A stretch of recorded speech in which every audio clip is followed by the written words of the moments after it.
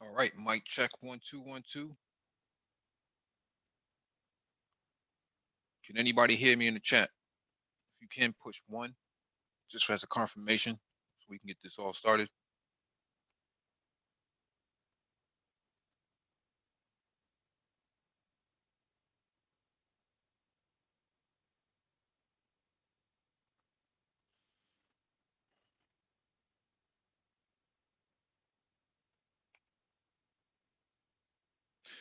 Thank you for the confirmation, Rain and Woman. Good evening to you, the Black Brain Trust marketing executive, always promoting the channel with positive vibes in this climatic environment. So thank you for that.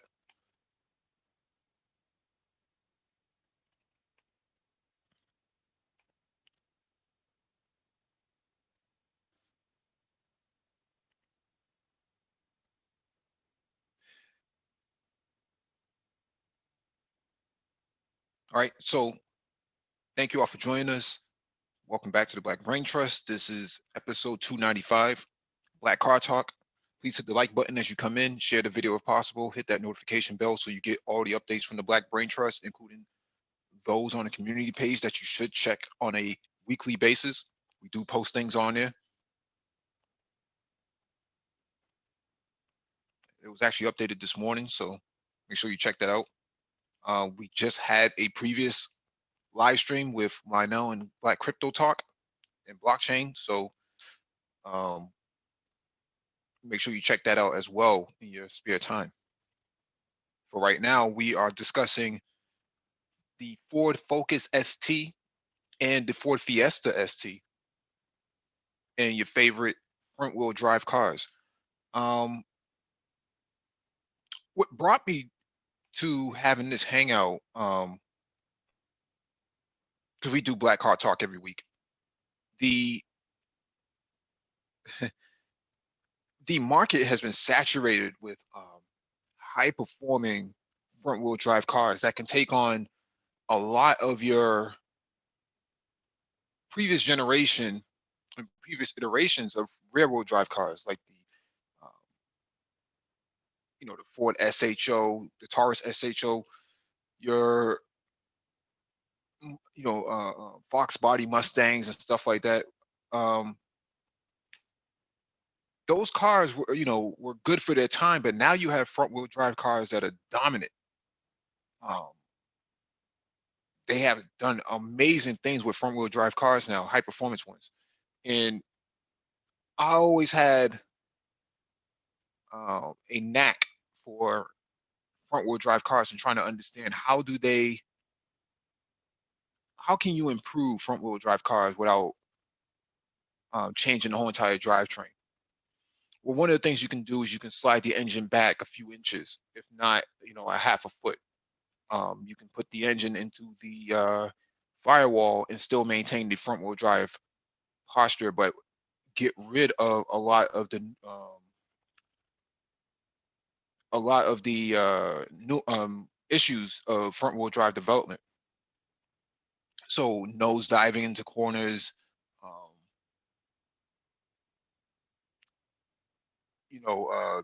torque steer. The car, when you mash the gas pedal down to the floor, it bounces from left to right.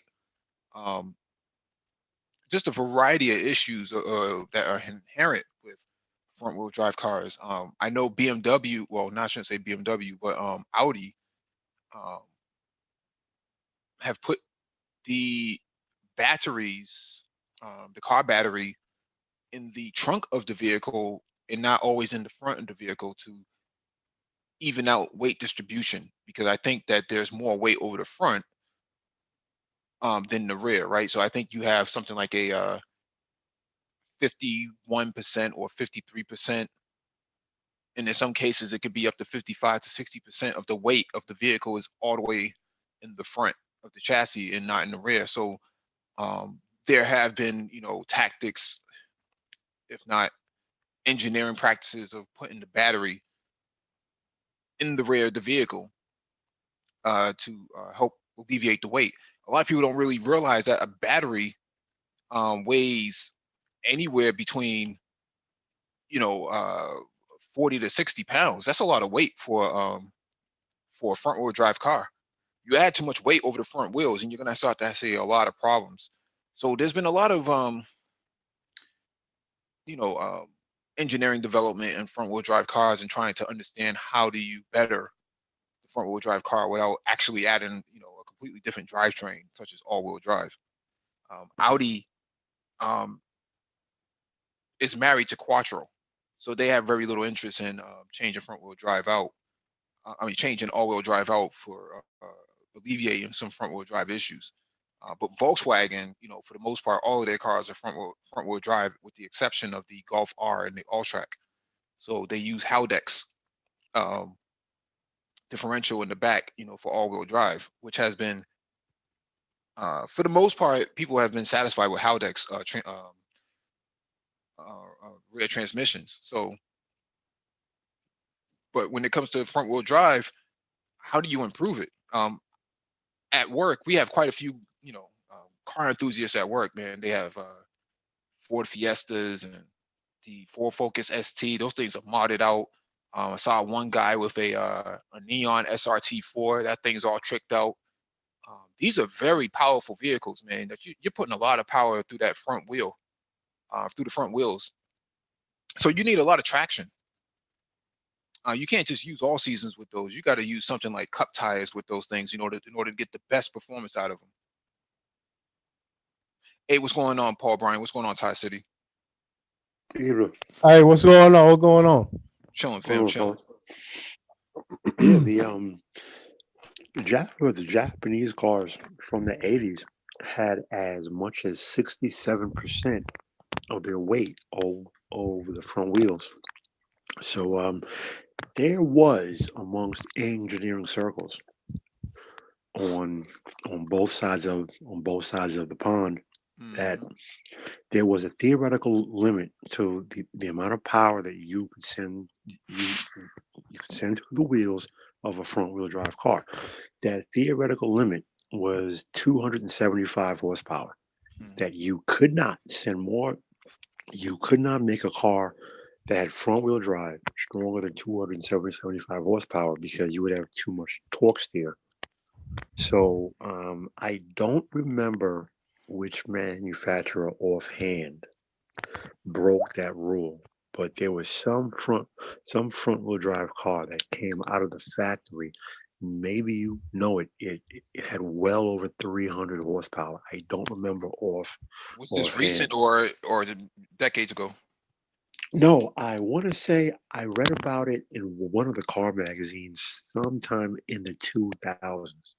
I don't remember offhand, but it might have been it might have been GM, because GM was kind of battling the whole entire idea of a hot hatch or a hot front wheel drive car, right? So then they came out with the Chevy Cobalt SS, and that broke all the rules because it did exactly that: 275 horsepower to the front wheels.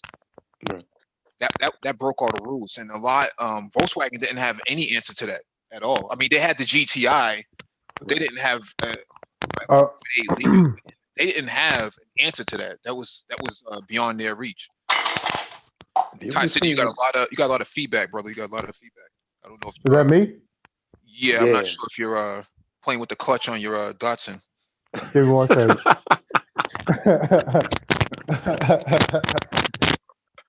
Gotta put some more oil in that rotary motor, because those rotary motors drink oil. Oh, Mike, I thought that Audi uses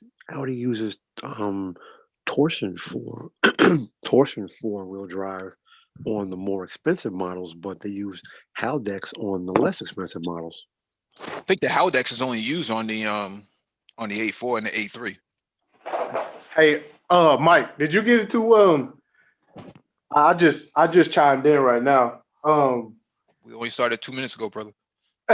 Okay, well, the biggest challenge with the front wheel drives is that being that it's a transverse, the transmission being how it is, it has two different lengths on the drive shafts. It's got unequal drive shafts. That's what causes the torque steer for it to pull one way from the other. Mhm. Uh, but I mean, as far as like engineering around that, you have uh, a lot of the newer Hondas. You know, they was putting V6s in the front of them. They had the front wheel drive V6s, and even Chevy had some of the. They start putting V8 front wheel drive V8s, and they have a separate torque tube, what they call like a torque tube, that it kind of equalizes the drive shaft. Mhm. No, yeah, I think you're right about that. I think that was in the 70s they put the V8s in the front wheel drive for GM and Yeah, they had the Impalas that was front wheel drive too, not too long ago. The SS were Impala. those really, really Impalas though? I mean, hey, Or were they Opals? No, but I mean, I don't consider those to be like Impalas, right? To me, an Impala is a rear-wheel drive vehicle. What is this thing? You know, with the front wheel spinning. well, see, Mike, don't even get me going down that road because Mitsubishi made the Eclipse a crossover, and they're about to do the same thing with the Lancer Evolution. So there is nothing is sacred anymore. I thought the Evo was dead. They killed it. No, it's No, coming back. they revived it. Oh, Yeah, it's okay. coming back as some kind of crossover. Yeah, Wow. the brand cachet with that product is so strong. It's hard to get rid of it. That True. just the name itself, man, it sells, man. That's why you see a lot of guys with those Lancers, the base model with the automatic transmission. And the they always got the stickers on there that says Rally Art, right? You know the the AutoZone, Advanced Auto Parts, wing back, you know, coffee can exhaust, fake OZ I mean, wheels on there. I mean, No. Fake OZ hubcaps. Oh yeah. yeah, but I mean, the next Evo, from what I'm reading, is going to be a cross between Renault, Nissan, and Mitsubishi. It's going to be some kind of goofy partnership like that. Well, yeah, because they have to survive. All the car companies are doing this. You see, Ford struck a deal with Volkswagen. I'm not buying none of it, Mike. And I just seen them tear down the motor from the new Supra, and yeah, it's got a slush box torque converter transmission in it. It's just they cut all the wrong corners. The timing components are actually encased between the transmission and the engine, and it's not going to be tuner friendly. And it's just I thought the aftermarket was going to save it, but I don't see that happening.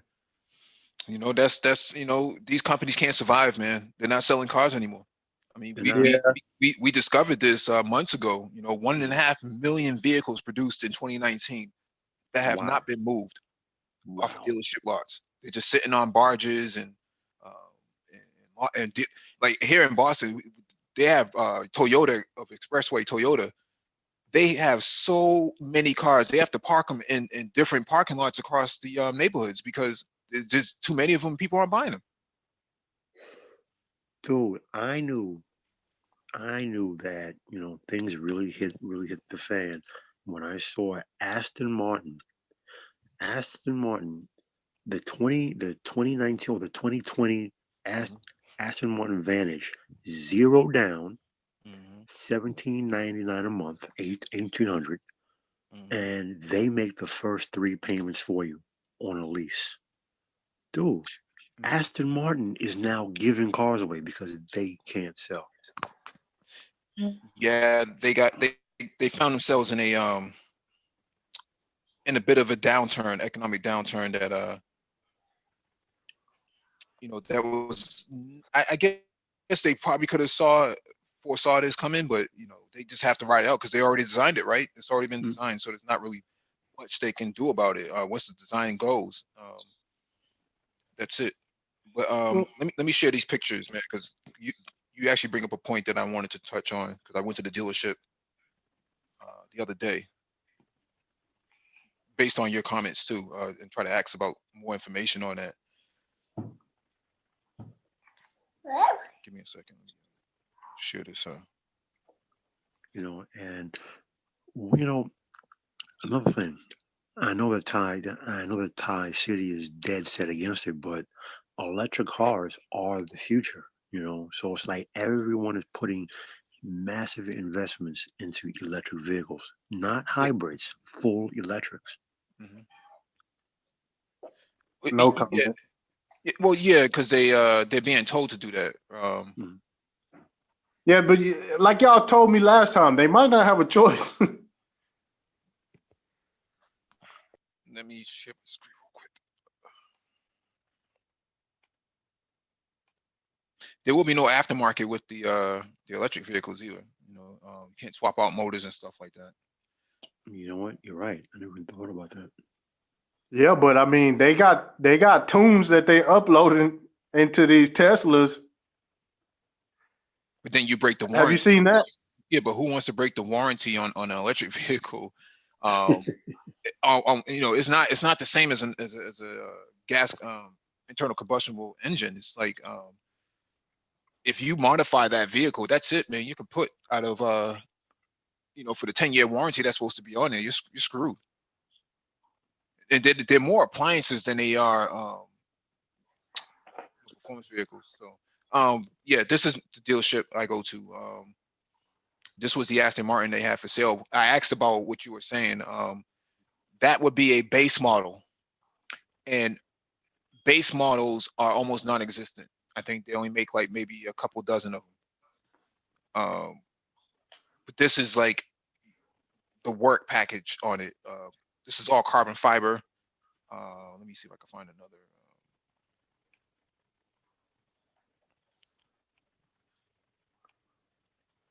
Hey, what's going on, Triple X?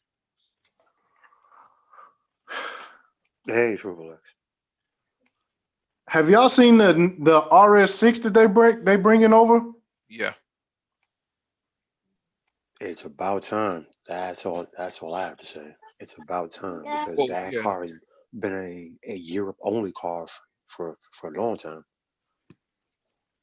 I try to compare it to the Mercedes, the AMG wagon. Mm-hmm. That's sexy, man. I like that. Oh yeah, peace to the chat. What's good, y'all? Hey, Hey. Hey, bro. Sir. Yeah. Yeah. Paul Bryant, all of this right here is all carbon fiber. Okay. This whole lip, the interior, the mirrors, Mm-hmm. even the deck lid, carbon fiber. The roof is carbon fiber. A lot of the components on the inside. Let me see if I can find a picture. what's the retail on that one? Oh, about 225, maybe 230, something like that. I thought it was 180. For that? No, not for that. Oh, for the base. The base. I'm sorry. Oh, the base is like it's about 160, 180. Okay. Yeah. Oh, that's the one y'all said McLaren was giving them problems. Well, Aston Martin in general just has Aston Martin in general just has problems selling. Yeah. You know what? For me, they whole vibe and and their whole place in the game, it kind of gives off the effect of just a little bit more of a tourist car like the Maserati. So it ain't just hardcore performance like that, So I'm not mad at it though. It's sweet, but I'm just saying for what I see it as. Yeah, that red interior hard. Yeah, it is hard. I think it's super hard, man. Yeah. That is nice. It ain't all that. I take the Hellcat interior before that. Oh, really? Oh. I know Paul Bryan. What about the Charger interior? Yeah, the interior is super hard, man. All types of carbon fiber bits on the inside. Let me see if I can expand it. Real leather, nice. Yeah, the roof is red leather too. The steering wheel's carbon fiber and magnesium. And they having problems selling these. Good Lord. It's so much competition, man. It's a problem with the market. Yeah. People want SUVs. They want, Lamborghini is basically giving away vehicles now. McLaren, Speaking of which, we got Dallas Performance here, and they do the twin turbo Huracans and whatnot. Yeah.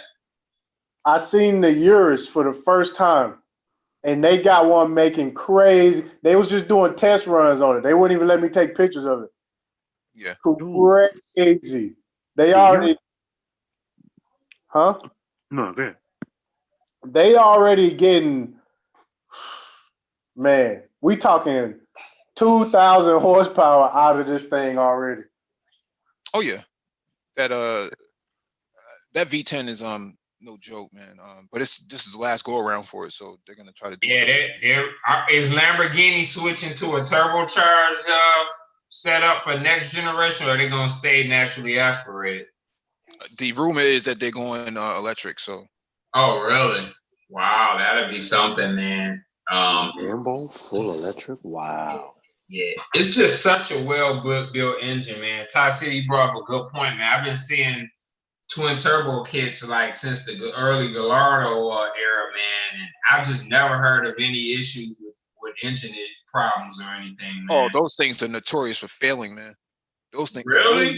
Yeah, those things are twin turbo kits. I hadn't heard anything. I'm usually on Lambo talk. Go ahead, Mike. Well, if you look at what's this brother on YouTube, Tavares, he talks about that stuff, man, with his Lambos, man.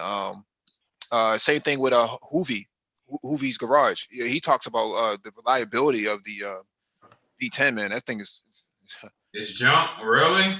Wow. It gets to be junk. It gets to be junk if you're not maintaining it.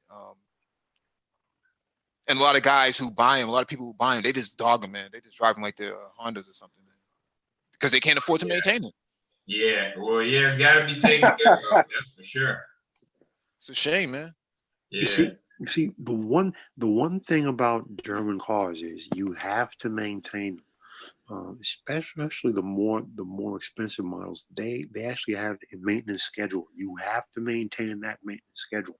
If you don't maintain them, you're going to have mechanical problems. Mm-hmm. Yeah, got the turbo twist wheels on it. That's is that a turbo or just a 4S with the whale tail?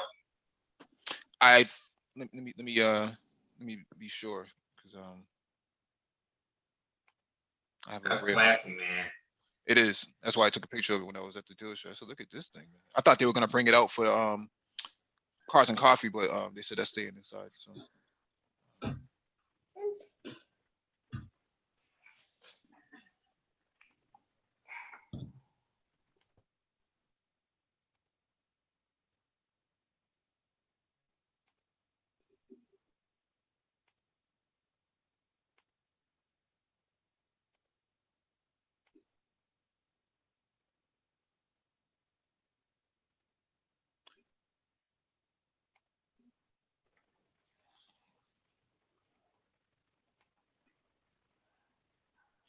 Yeah.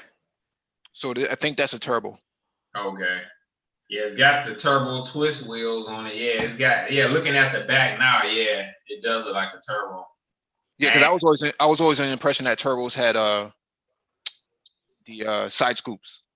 Yeah, not that generation for the 993. And another thing too, Mike, the 993 turbo is the most valuable one, man, in case you didn't know. Yeah, I knew about that. I mean, that thing right there is commanding a high price for what it is, man. I mean, yeah, what is that? That car probably at least $250. Oh, it's up there. It's up there, man. You can't even touch it. You can't even touch it. They're worth a lot of money, man. Like, wow, money. Beautiful car. Go ahead, Paul. Is this motor air cooled or water cooled? Air cooled. That was the last 911 to be air cooled. That's why it's so expensive. Gotcha. That's an investment, man. Hey, when do y'all think that the Porsche crowd is gonna get over the air cool stuff? Because never. Man, that listen, that 996 is so capable, man. Those cars with the mega motor are hard. Oh yeah. I don't get why they I guess right now you could catch a falling knife. They're around 33, 34. They right under 40 for those turbos. Yeah, because that's they had the bearing issue with the engine that exploded. So not on the turbo though. Yeah, Not on the turbo, that Mike. wasn't the turbo one though. Yep. Yeah.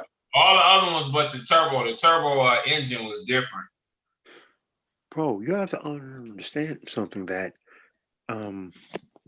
Porsche fans are the reason why the 911 looks the way it does.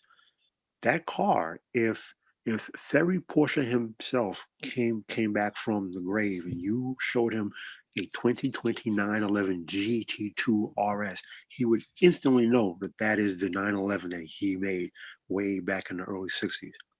Because Porsche Car Club of America has so much pull. Every time Porsche engineers try to move away from that rear engine platform and redesign the car, they said no. So from 914 to the 924 to the 944 to the 928, they said no, no, no. We want the 911 rear engine, and you can't change it, and it has to be air cooled. So, you know, Hey, and you know what? The Porsche 914 was the best handling car that I have ever driven in my life. That's quite a statement, man. You know what? And it was set up for SEC, and the steering components was straight go-kart, just linear linkages, and it was phenomenal. That little car, I still look for clean ones. I still want to own one. Bro, I was in a car. I never drove it, but it was a guy who I worked with about 20 odd years ago, 20 plus. He had a 944 turbo with with a stage 2 roof kit on it. RUF roof. Dude, Yeah. the ride on this car was so stiff. He literally took a left turn at the intersection, and I was looking at the gauge cluster, 65 miles an hour. He took a hard left. The car, no roll, no body lean. I literally went up against the door on my right hand side. I could feel myself lift up out of the seat. That's how much G-forces this car generated making that left turn. Boom, Wow. shot right down the road. Yeah, I mean, Swear to God. the other car, the other Porsche cars was dialed in, man. Yeah. Yeah, but well, comparing the weight of the engine, man, that thing was like a little knapsack. Yeah. But yeah, Go ahead, Tuskegee. My bad. no, that's me. Oh, go ahead, Mike. No, I just wanted to get your opinion on front wheel drive. How what's your opinion on performance front wheel drive cars? We were talking about the limitations of power that can be put through the wheels. I think it might have been GM that may have talked about this that Paul was referring to. I know what he's talking about because I think I read it in Car and Driver. Yeah. Well, I got a couple of them, man. Performance front wheel cars. The Abarth 500, and I got an older beater. It's a 2006 Monty SS, but it's the V8 version. It's got the 5.3 engine in it, and it's got some pretty good performance. Yeah, I would say, as far as front wheel drive is concerned, man, they've gotten a lot better over the years, man. More sophisticated traction control, engine cradles, better engine braces. These cars feel a lot less front wheel drive than the older cars from like the 80s and the 90s. Yep. Those cars, like my mom had a ton of those cars, old Tornado, old GM stuff, old Chrysler stuff, front wheel drive. Those cars for the most part were a border drive, but these cars got really good performance. They don't get too crazy when you get down on them. I still like them better from a roll than a rear wheel drive car. From a roll, they're all good, but from like a dead heat, I mean, it's always going to be a fight with a front wheel drive car getting it to actually link up, hook up, and keeping it straight at the same time. So I think the Man. technology with them has evolved a lot to the point where they're valuable contenders at this point. Go ahead. I don't know about all that. I built a Go Honda. ahead. I built EK hatchback, Yeah. and when I built that car, I loved that car. And then I got into an Eagle Talon all-wheel drive that was built, and I never ever owned another front-wheel drive car again. Well, hey, Ty City, I said it's improved a lot, but I Nah, didn't say nah, it's it's not better improved a than lot. it's It's not better improved a than lot for all-wheel the. drive. It's improved a lot for the average Joe, but as far as just like from a performance, have y'all heard of the Renault Megane? Yeah, Megane? yeah. I think Yeah. Paul Bryant has one. The Megane, I have one over at my place in Germany.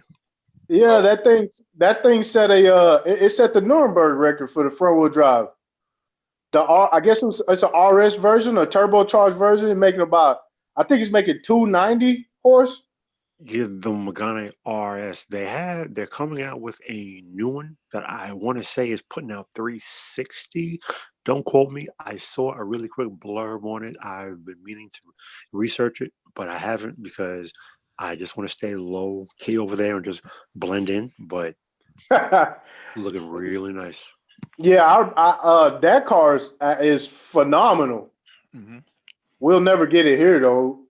No, no, No, that's not sorry, my guy. we no, haven't had Renault here since the early '80s or something. not well. It's not so much as that. I mean, there's been rumors about it coming through Nissan. So Yeah, it was rumors about them building the next generation of the Lancer Evolution on that, making an Yeah, all-wheel drive version of it. okay. yeah, yeah. But I mean, they won up the Germans in that in terms of the Volkswagen GTI. Well, they did it to the Japanese too. The new Type R is just not impressive. Well, that's because it was more cosmetics than it was performance, right? Um, yeah, yeah, it's fast up and down city streets, but put that thing on a track on the Nürburgring, and it gets slaughtered by the Renault and the Volkswagen. So now Mercedes is involved in the hot hat sector too. I mean, not front wheel drive, but um, that A series, man, ain't no joke. Yeah, That thing's on a different level. The yes, sir. interior blows everything out the water. I mean, literally everything out the water. Nothing compares with that thing. It's a Benz. Yeah. Mhm. I seen that. You know the G? Is it a GLA? Yeah, I seen the AMG version of that the other day here around town. that's like a fake AMG though, right? It just has a badge. It doesn't really. It's kind of like you know it's just cosmetics for that. But the AMG does make the new version of the A series, and they have the AMG A43.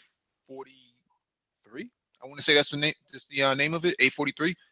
Yeah, see the A43 or A45. Either Yeah, or. yeah, one of those.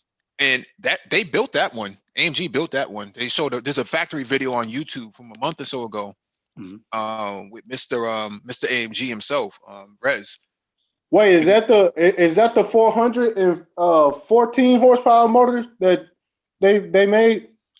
I don't know how much horsepower is being put through it. I know they changed out the pistons and a lot of things on it. Changed out the coolant and whatnot. But it's built by AMG though.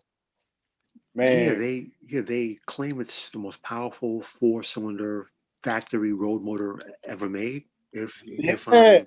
I'm correct on that. Hold on. What model is this again? I'm sorry. The AMG A40. It's either A43 or A45, either or, but it's an AMG. It's the A45 2020 is A45. Oh, what's going on, Hey, Switchers? That was going on. Swoopsters. Yeah, it's definitely that's the one with that 414. You know, the thing about it is that if I'm not mistaken, Mitsubishi Lancer, like I want to say at least maybe 5 years ago, they had a 400 horsepower variant of their Lancer Evolution. Yeah, it was. law. They made 80 of them, and they was only available in Europe. And so you know the 400 horsepower. I mean, it's 414 horsepower. I mean, it sounds impressive, but I Oh, mean, that's impressive. no. That's I impressive. mean, it's impressive, but it's not like it's not earth shattering or groundbreaking because Mitsubishi did that 400 horsepower, you know, a couple of years ago, with their evolution, and I think that, you know, it's obvious they could have even edged out even more horsepower because we've seen 4-cylinder cars with, you know, 800, 900 horsepower. And so it's just a matter of, you know, what's that balance versus reliability and You streetability. hit the nail on you hit the nail right on the head. Reliability. So you can pump up the compression ratio, you can pump up the boost pressure, but now how much reliability are you now going to get out of that motor? So Wait, on the Evo motor?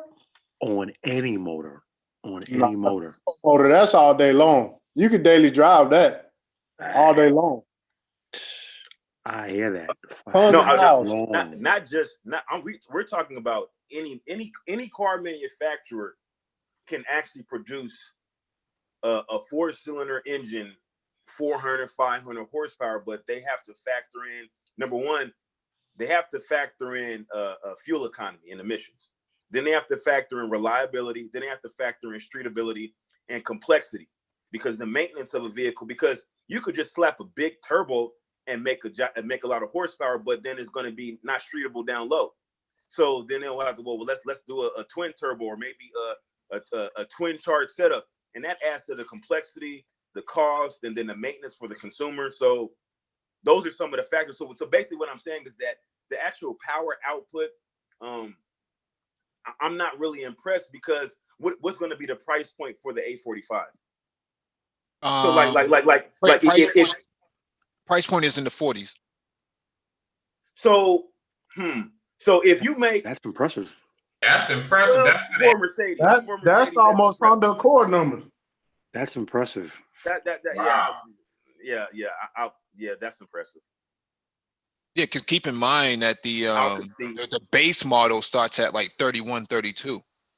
So for Mercedes, like that's new territory for Mercedes. They'd never gone down market like that before. Unless you're talking about Smart 42, right? I mean, you can probably make a case for the Smart 42, but not for an actual the Star emblem being on it at that type of price point. That's something that they haven't really gone into. Even beyond that, when like you look at 20 years, when you look at any subcompact or quote unquote hot hatch, anything in that particular category, if from any car manufacturer, if you're talking about 400 plus horsepower output, they'll be in the 40s too. And so then it's like, well, dang, I can get a Mercedes. Why would I get a Mazda of a 400 horsepower or a Lancer? So really, that really is impressive when you think about the actual price component.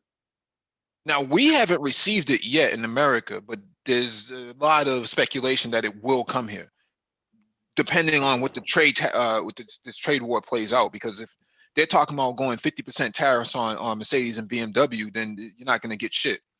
Wow, 50% tariffs? Yeah, that's insane. Yeah, that is insane. That's you'll kill the industry doing something like that. Well, you probably won't kill it, but the domestics will fare out pretty well. Detroit will probably get back on its feet for a while. Yeah, I would say something had to be done. I don't want to go too far off topic, but yeah, something had to be done about our trade embargo agreements, though. But yeah, that is pushing it, though. I see what you're saying, Mike. Well, here's a novel idea: build better cars. How about that? Hello. Nope. Refuse. Yeah, but listen, GM and Ford, they have the money to hire the engineers. In fact, they already have them. It's called Ford of Europe, and it's called Opel, and it's called GM of Europe. So they already have the German They engine. already sold. They sold GM of Europe, I think, last year. Oh, Yeah, they sold it, Paul. wow. Yeah, GM's getting out. They're hemorrhaging, and from all the the blurbs I've been reading, they have been hurting massively. So that's Wow. why it got rid of them and want to get out of Australia as well. So Wow. Wow. Dang, I think Australia would have been a good model for them to bring here. They they're looking. already tried that. They tried that with the G8 and the S, and I mean it just for American consumers we just have different tastes. Yeah, you're right. You're right. Different culture, different culture. It just didn't sell. Yeah. And then like they were talking about G8. bringing back another El Camino. I'm like, nobody's gonna buy El Camino. Like, you gotta really look at the American. I don't know. They bring the Bronco. Huh? They bring the Bronco back. No, well, the Bronco's different. The El It's an SUV. Camino. They El brought the Camino and Blazer back Bronco too. are very different vehicles. The Bronco is an SUV, and this is the craze right now. So it makes perfect sense to bring back a Bronco, but El Camino, come on. Well, I mean, they don't really need to bring back the El Camino. I mean, most of these niggas can go right down to the funeral and go pick up a in the hearse. The hearse, man. Yeah, man, flower car, man. Just dump the flowers, man, and throw your system back there. Your kicker. That's basically a Cadillac Camino there. Oh yeah. Those things have low mileage, man. If you really look into them, they have low mileage on them. They usually have less than 10,000 miles on them when they sell them and they auction them off. Yeah, but they've probably been sitting for a long time, so you need to change bushings and all that, and shocks and stuff. Well, that works just fine for the enthusiasts. The problem with those is they was built by coach builders that went out of business a long time ago. A lot of those parts were one-off handmade. Yeah, that's kind of true. That's true. So when they need to service something that breaks, they can't go to anyone. Yeah. Yeah, but okay. Let me back up. GM had the money to just, I don't know. You know what? I'll say this. To what to what Super Triz just said, that G8 and GTO, they just didn't sell here for whatever reason. Ty City, you're gonna have to close the sunroof on your Datsun, man. You a lot of air. No, that's not me. That's not me. Oh, who is that? It's probably me. It's kind of windy up here. Ellis? Yeah. Is that the convertible down on your Miata? No, I chopped the top off the FRS and I just put I seen this old lady had a Miata. It looked like it was somebody's old drift missile. Oh my God. Yo. Like they took the wheels off of it and everything. She's driving around, got a fat pipe on it. It's probably her son's. Hers or her son's. Yeah, it's probably her son's. Oh man. Ellis, do you have any opinion on front wheel drive cars? How much power can get put through the wheels, and what's your take on it? My favorite one is the almighty DC2 Integra Type R. Yep. Way back in the day. I mean, that was called the world's best handling front wheel drive car for a long time, and it's still in the top 10. I mean, I heard someone mention the Renault Sport Megane, wrong name, the 275R. I like that car and everything, but isn't that like? I mean, I don't want to bring price into it, but that's like 55,000, right? 50 or 55 for the Type R, yes, not the regular Megane. The Type R is a little pricey, but again, it is what it is. That car will probably never come to America because America refuses to pay 40 plus for a hatchback. I think it's one of the best looking hatchbacks out there because a lot of companies these days make cars ugly just for the craps and giggles. And that Megane, I mean, it came out a couple of years ago now, and I think it looks amazing. Yes, hey, champion white or Phoenix yellow?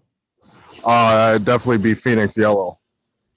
I used to hate yellow, and now I like it thanks to the Type R. I was the same way. I was used to just like yellow and orange cars, but because you see too many, like, especially around where I'm at, a lot of people are still on the JDM thing, so you see a lot of the championship white on the Civics and Integras, and no one really ever does the yellow.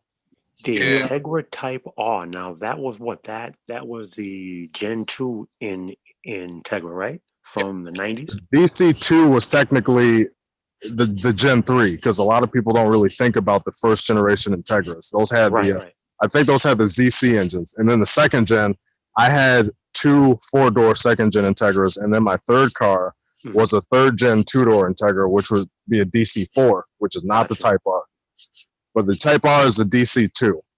I like those cars, man. That's the infamous, Fast and Furious. Everyone likes that car. That's the one.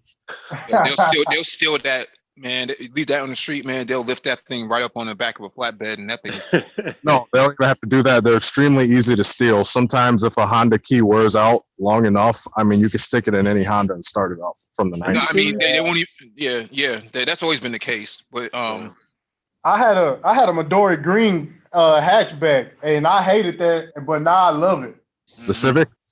Yeah, I had an EK hatch. It was Midori green. Those are Canada, right? No, I think that color was available in the US too. Yeah, it was. So guys, what do we think about the current Civic? What is it, SI or Type R? Personally, I think the thing is butt ugly. I don't know what's worse, that car or the Pontiac Aztec. Well, I won't go that far, but I do agree with you, Paul. The car is not that attractive with all like the extremely aggressive wings and swoops and all this. But it's still like, I don't know. I still think it's a fast car. The Civic Type R, the current one with the turbo, 300 horsepower. I think they could have made it work. It's just too, bro. It's too busy. I don't disagree. There's too many vents and fake vents, fake. fenders. Yeah, fake. Yeah, thanks, Mike. Fake. Supra's got some fake ones too now, though. Yeah. Oh, I mean, Supra is really a BMW. We're not talking about that Supra. We're not. The BMW Supra. Yeah. Oh my God. No. Let's talk about that Honda Civic, because Ellis, it's really fast, and for what it is. But look how much it costs. Yeah, what is it, 40, 30? Well, the dealerships are marking them up because because it's a Civic Type R, yeah. But also, I heard that they tend to have cooling issues. If you go on track day for too long, they'll start to overheat, and that's something that. Yeah, it says in the manual, not for off-road use. So, but they know that's why everyone's gonna buy it. Like, if you buy something that says not for off-road or for off-road use only, what are you gonna do? Well, some guys think about going off-road means going up a dirt trail or something like that. That's it. So they thought that they can get around that by taking it to the track. But they're not going to honor those warranties, and that's why you're going to see very few of them that are available, man. Yo, do you remember when they bought the STI over here, and Subaru had spies at the racetrack? I didn't hear about that. Yo, how did you know that? How did you know they were spies? He was one of them. Nah, they did. They were spying on people and voiding people's warranty through the license plates and stuff. Like, it was crazy. That's when the STI first came over here, and and people were launching them. That's kind of fucked. You know what? Since we just talked about the Civic, let's talk about the last Civic Type R, which I want to say was the EK from like 04, 05, the one EK was a 99. Last year the EK hatch was 99 or 2000, because you had the EK go from 96 to 2000, and then you had something called the EM1, which is the 2-door Civic SI that went from 99 to 2000. Those are really still popular and rare amongst Honda people. They got the B16A2 in the USDM version. But the EK has a B16B, which is a 200 horsepower, 1.6 liter naturally aspirated 4-cylinder. Okay, so I'm thinking about the one that was in the 2000s. It was a Civic Type R. It was never sold in America. It was sold in Europe, and it looked unlike any Honda I've ever seen. I But was talking to about me, it was the hot. jelly bean SI. If that's what It it had is, the seat but it sticking was out called of the the side it of the was called the dash. Civic Type R. Yeah, the last generation, the last Civic Type R before this turbo one now, that's most likely the one you're talking about, Paul. Yes, Yeah. I think so. Yeah, the hatchback. It's a hatchback. Yes. You could put the compressor turbo on, supercharger on there. Or I forget who makes that supercharger. I know. Oh, the Jackson Racing. Yeah. Okay. Yeah, that company went out of business. There was Jackson Racing. There was Comtech. They made high quality stuff. Comtech went out of business, but that was like a really. If you find like something from Comtech, it's from the heyday. Out of business. Yeah, Yeah. Comtech went out of business a while ago. Wow. Wow. Yeah, they Yeah. couldn't sell enough of them, man. You can only sell so many of them. Well, they was the first. They was the first people. They was like tuning the NSX. Yeah, they went out the same way Gretty did. Gretty Trust is still around though, isn't it? Yeah, it's part of a group. Yeah, Gretty's part of a group. Yeah, Yeah, because I heard about Trust, HKS. Those are the main two. Yeah, because I think they tried to consolidate themselves, man, so that they don't go out of business. Because the market, guys aren't really spending money on that stuff anymore, man. They're just like, well, they're cheaping out. They're buying low quality stuff that just works, looks good enough. Chinese manufacturing killed that industry, man. Yeah, it does what it needs to do. Like, the Chinese. I think this was mentioned in like another talk of how the Chinese reverse engineer stuff, and then they build it up to their own spec. Well, not only that, you got American companies like Tile and them getting in the game heavy too. Well, Tile, they make higher quality stuff though. Yeah, that's what I'm saying. They Turbonetics, and I'm pretty sure. I think HKS turbos have always been like Garrett turbos, or they've always used Garrett nomenclature. Mm-hmm. Yeah, Garrett and Mitsubishi. Yeah. Is Air Research still in business? Air Research. Yeah, Air Research got bought out by Honeywell. Okay. Yeah. I would say surprised to see New Speed is still hanging around too, but I think they've New Speed is so OG. Yeah, because New Speed had a lot of Honda stuff too. They did. I actually had some New Speed stuff on my Integra back in the day. Is there a lot of stickers or? No, I forgot what I did with the stickers. They probably went under my hood, but I had a shifter bushing on it, so. Oh yeah. Fix a sloppy shifter. The Honda's like over time, the shifter's like you could be in any gear and it'll feel like it's in neutral. You could still move it side to side as if it was in neutral. Well, that's what the teeny bops like, man. They like to play around with the shifter, and when they get to traffic light, they let the car roll back, and then they rev it back up. And oh no, I do that. Oh, yeah. I'm not gonna lie, I do that. Oh my God, noob. Hey, I started off with Hondas, so. No, I started off with Hondas too, man. Yeah, so Ty can relate. Yeah, I still you do the same thing. Nah, I got out of Hondas quick. I built a Honda and I sold it. Yeah. I'll never get out of Hondas. I'll always be in a Honda in some capacity. I still see EG hatches. I still be, you know what I'm saying, checking every now and then. Wow, you're going back now. I have an argument. You can't like the EG hatch. I said the DC2 Integra was my favorite front wheel drive car, but an EG hatch is basically a smaller Integra, so it's lighter. It has the same handling characteristics, and I'll argue that with the right engine, those are very, very difficult to beat on a racing course. Okay. Oh wait! Have you seen the new all-wheel drive bolt-on kits they got? Oh yeah, actually, I saw something crazy at a final bout drift event up in Shawano, Michigan, some years ago, or not Michigan, Wisconsin. I saw this EG hatch black. It looked kind of riced out. Next thing you know, I see like a small group of people around it, and I'm like, "What's up with the Civic?" I mean, this looks kind of ricey. I look under the hood. It's got a longitudinal SR20 in it, number one, and I'm like, wait a minute. So I look in the back and I see a rear differential. This dude converted a Civic to rear wheel drive and put an SR20 into it. Wait a second. He put a Nissan motor into a Honda? Yes. Blasphemy. Yeah, so Nissan, a couple of nothing. Nissan SR20s will pull a premium 1 week before Race Wars. Yes, it's true. You can do it. Yes. Hey, let me tell you, these Boton all-wheel drive kits are nuts. But how much do they weigh? Because four-wheel drive adds a lot of weight to a car. Well, with the EF Civic, the EF Civics used to have a station wagon, okay? And those used to have all-wheel drive. So what people are doing is they're swapping that into their EFs and EGs, and that's how they're converting them to all-wheel drive. I'm seeing guys really ride around with these imported Integras, man. Right-hand drive. Well, sometimes they convert them. Yeah, they convert them. Most of those don't be converted. Okay. Yeah, I see him jump. I seen him jump out of it and put something in the mailbox really easily. I was like,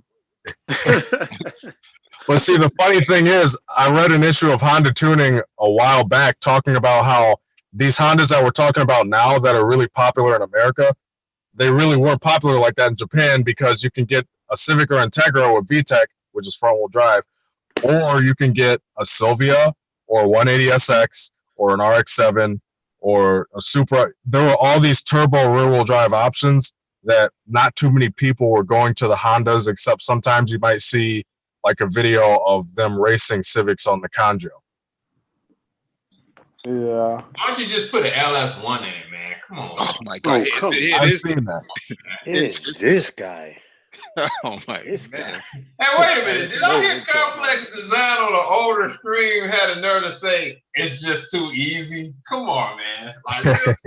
Yeah. Come on, man. It's What too are easy we saying here, man? for a short amount of time. Man, that's one of the great engines, man, of the modern era, man. Yeah, that's the easy way out, though. The LS1? Oh, man, there's no easy way out, man. It's just a great engine. Wait. Look at people. What are you saying, that the LS1 is one of the greatest engines? Is that what you said? No, I said, of the modern era, when I look back at the history and legacy of that engine, man, it's a very impressive motor, man. See, the reason why I say it's the easy way out is because take someone with an RX-7 that just swaps an LS into it. They don't want to learn about the rotary, and they don't want to bump their heads with the rotaries. So they're like, you know what? It's not only that. It's easy power. I just put some headers, an X pipe, long tube headers, and an intake, and I'm already making 400 horsepower. Why would I deal with the rotary? But I will say this. Let me tell you. That is the worst thing you can do with RX-7. It is the absolute worst. It just upsets the chassis so now. It's not even. Okay, but you have to understand the LS engine is not that heavy.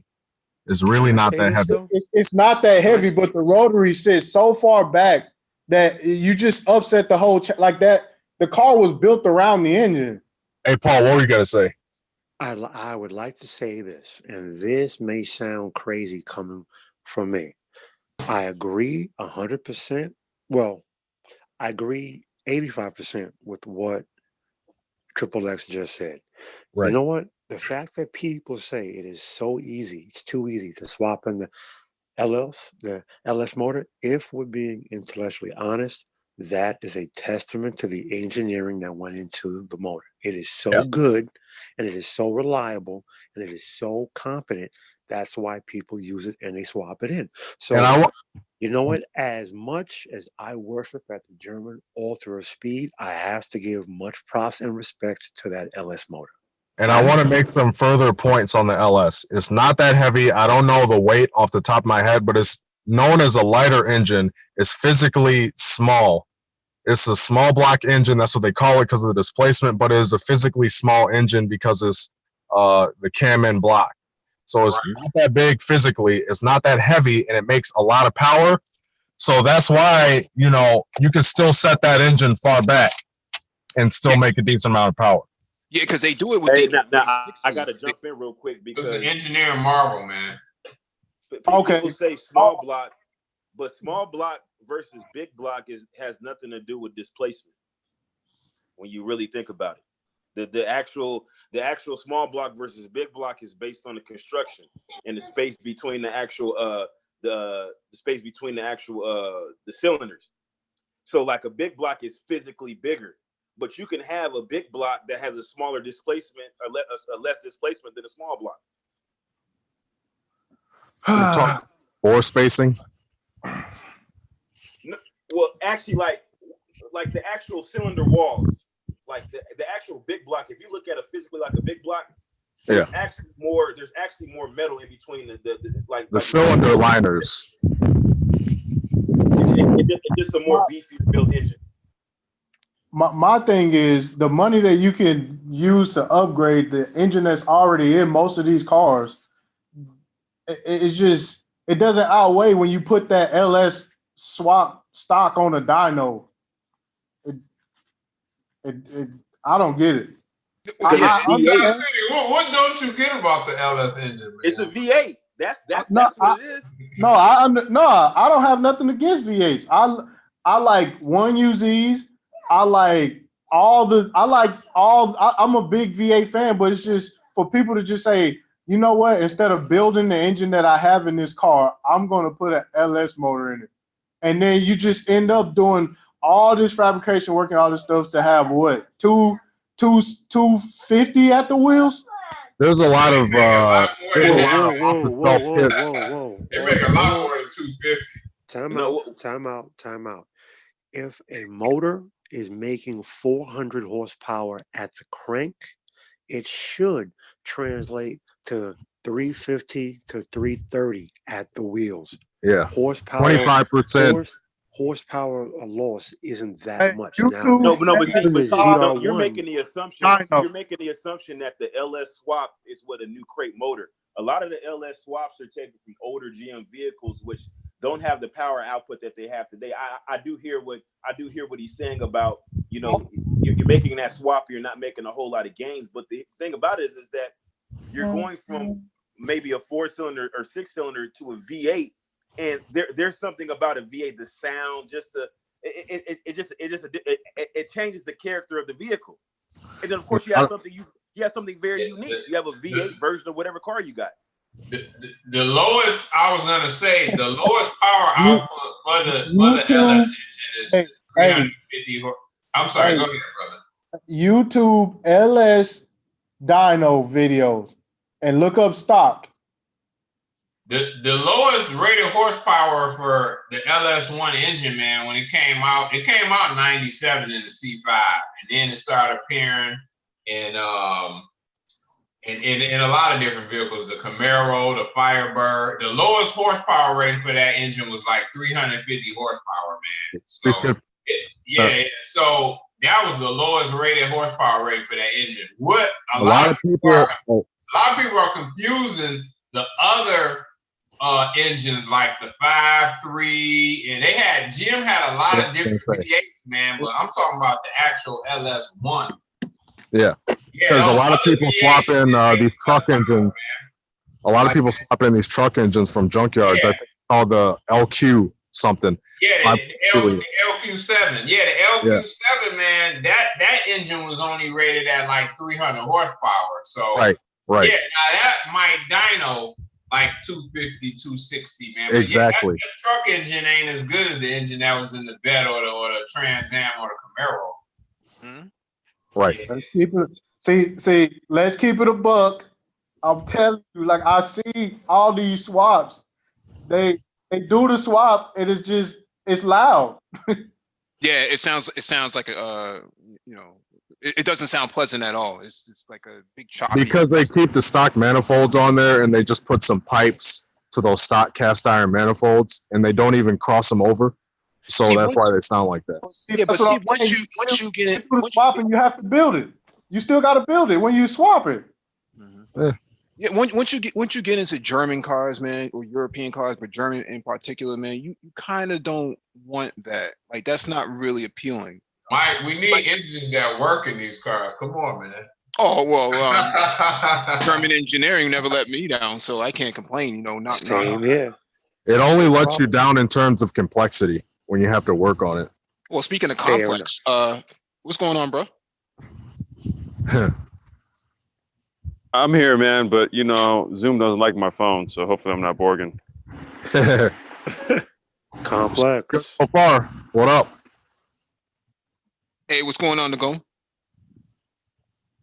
The consigliere. The consigliere is in the building. Wow, what's up? I think Nagone might be in a. What's up? What's up, fellows? What's What's up, going on, Nagone?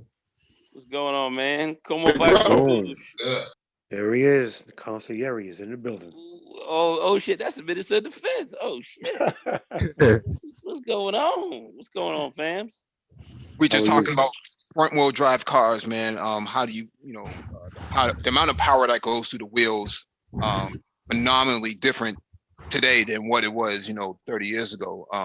Think about a fast Honda Civic, man. I've seen Honda Civics walk Mustangs like it's nothing. Oh yeah. Yeah. That's for sure. And plus, you pull them from the front, you're gonna definitely have an advantage. And you're gonna have an advantage actually going into turns and stuff like that as well. So I mean, front wheel drive vehicles today are definitely better than what they were back, in the in the late 80s or whatever. But I still like rear wheel drive, a live rear axle. I like all that. Yeah, I mean, Oh, we all like hitting it from the back, man. But the thing is, man, Oh yeah, back shots is what I'm about, goddammit. Anyway, go ahead. the thing is, man, these front wheel drive cars, man, they're so complex now, man. With the ECU programming and the LSDs up front, man. On some of these ones, I know on Volkswagen, I think on the some of the like early Golfs, they came with an LSD on them. In Germany, maybe. I don't know about the United States, but the point here is that they're able to put down so much power, and some of the stuff that I've been reading on forums. I know when I moved to Cup 2 tires, man, it was a night and day difference, man. I can throw that sucker around like it was nothing, and it wouldn't even flinch. Oh, absolutely. I'm thinking even the Ford came out with the new Ford Taurus SHO. I think you guys heard about that one, right? Yeah. Front wheel drive. Hennessy went and grabbed that bad boy and said they can put fucking something like 500 horse, and that's a front wheel drive car as well. That's No, insane. it's all wheel drive. I think that's all wheel drive. It's all. I thought it was mostly a front wheel drive package. Well, the V8 SHO was front wheel drive, and then the old V6, the Yamaha V6 SHO was front wheel drive also. Yeah. They all the SHOs were front wheel drive. The first generation was like a 3-liter V6, and then the second generation they had a 3-liter. Then when they came out with the automatic, they had a 3.2-liter V6 for the automatic. But they were all front wheel drives. Even they're front wheel drive, double overhead cam. I had the car. 3.6. I had it, and it was putting out 200 at the time. It was the Mustang 5.0 liter was putting out 225 horse, and that V6 was putting out 220. Yeah. But the thing about it was, and the torque ranges were almost the same. No, the torque was where the difference was, because the V6 only put out like 200 foot-pounds of torque, and I think the Mustang put out like 270, 280. Yeah. Nah, Almost it 300. it was less. They were close. Those cars were close on what they were putting out. We gotta check on that. We gotta check on that. Well, listen. I ain't here to get no fight with you on this one, fam. I'm just saying they were close. I'd imagine the close. 5-liter will put out more torque. Like the 5-liter V8 will put out more torque. It's a matter of It's definitely going to put out no more torque. I didn't say it was that SHO was putting out greater torque or the same. I said they were close. That's all I'm saying. It's a matter of where the power is being made in the power band. 3,000 RPM, 1,500 RPM. That is true. And my thing here, man, about front wheel drive cars, man, those guys with those Civics, although they were souped up, man, I've seen them get spanked by some of these Ford Focus STs, man, and these SRT Neons, man. Them SRT Neons were beasts. Yeah. Those cars were beasts. I saw one dude that put 600 horsepower in that shit. Easily. I mean, he ended up blowing his car up. But, because ultimately he couldn't really handle the power. But I've seen guys do that shit. And when that car pulled up, they have closed neck blocks. When that car pulled up, check this out. You knew that car was sick. The car sounded like this. The car was like, I mean, the thing was fucking growling. Yeah. Sounded like the shit was getting ready to hop out the fucking front end. I was like, yeah. What the fuck is this? People were afraid of this dude that when he rolled up.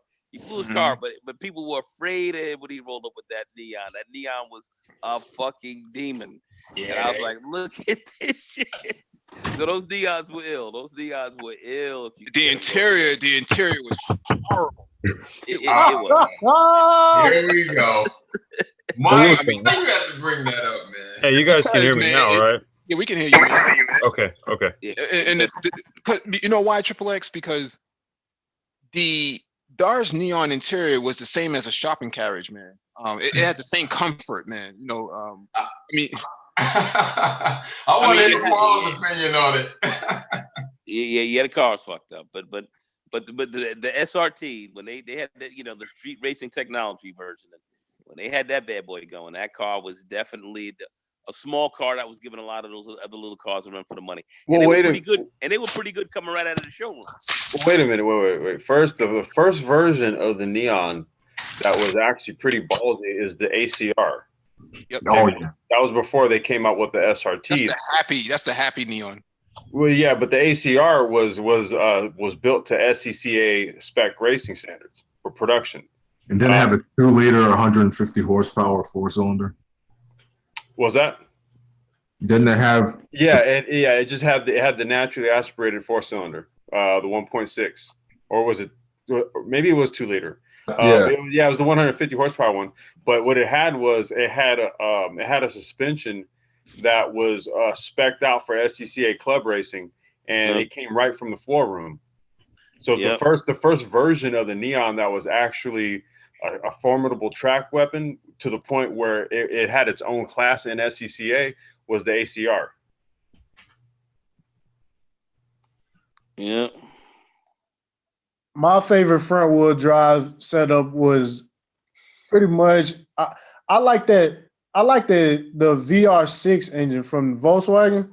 Oh man, those things sound awesome. Yeah, it's because the way it was designed, right? It's in a very narrow. It's really a 6-cylinder and a 4-cylinder setup. Yeah, Well, and technically, VR is like acronym for a German word. I don't know if this is what I heard. It's like an acronym for a German word, which like translates to inline V, something like that. It's really supposed to be a combination of a V6 and an inline 6. Yeah. Yeah, Yes, but they sound like that because that the engine apart intake and look runners at are the actual unequal. block, that's what it looks like. It looks like an inline 6 with the cylinder just slightly offset. They have one head. And that was the beauty of that technology, because it decreases the complexity by having by decreasing the number of camshafts. Yeah, if you put a racing cam in that freaking car, that car would get very live. Yeah, somewhere like a 270 or 270 cam. Yeah, would have that thing knocking, man. That shit was hopping. Why did Volkswagen stop making the VR6 motor? It was crappy and compared to what we can get out of a 4-cylinder. Okay. They made the 1.8T 20 valve. Well, nah, they already made the 1.8T even prior to that. Because the 1.8T goes all the way back to like 1999. But I mean, weren't they just sharing an Audi motor at that point? The 2-liter turbo. Yeah, the 2-liter turbo came out, and that's what. Yeah, I think they ditched the VR6 to just go cross-platform with it, because they were having a lot of trouble with it.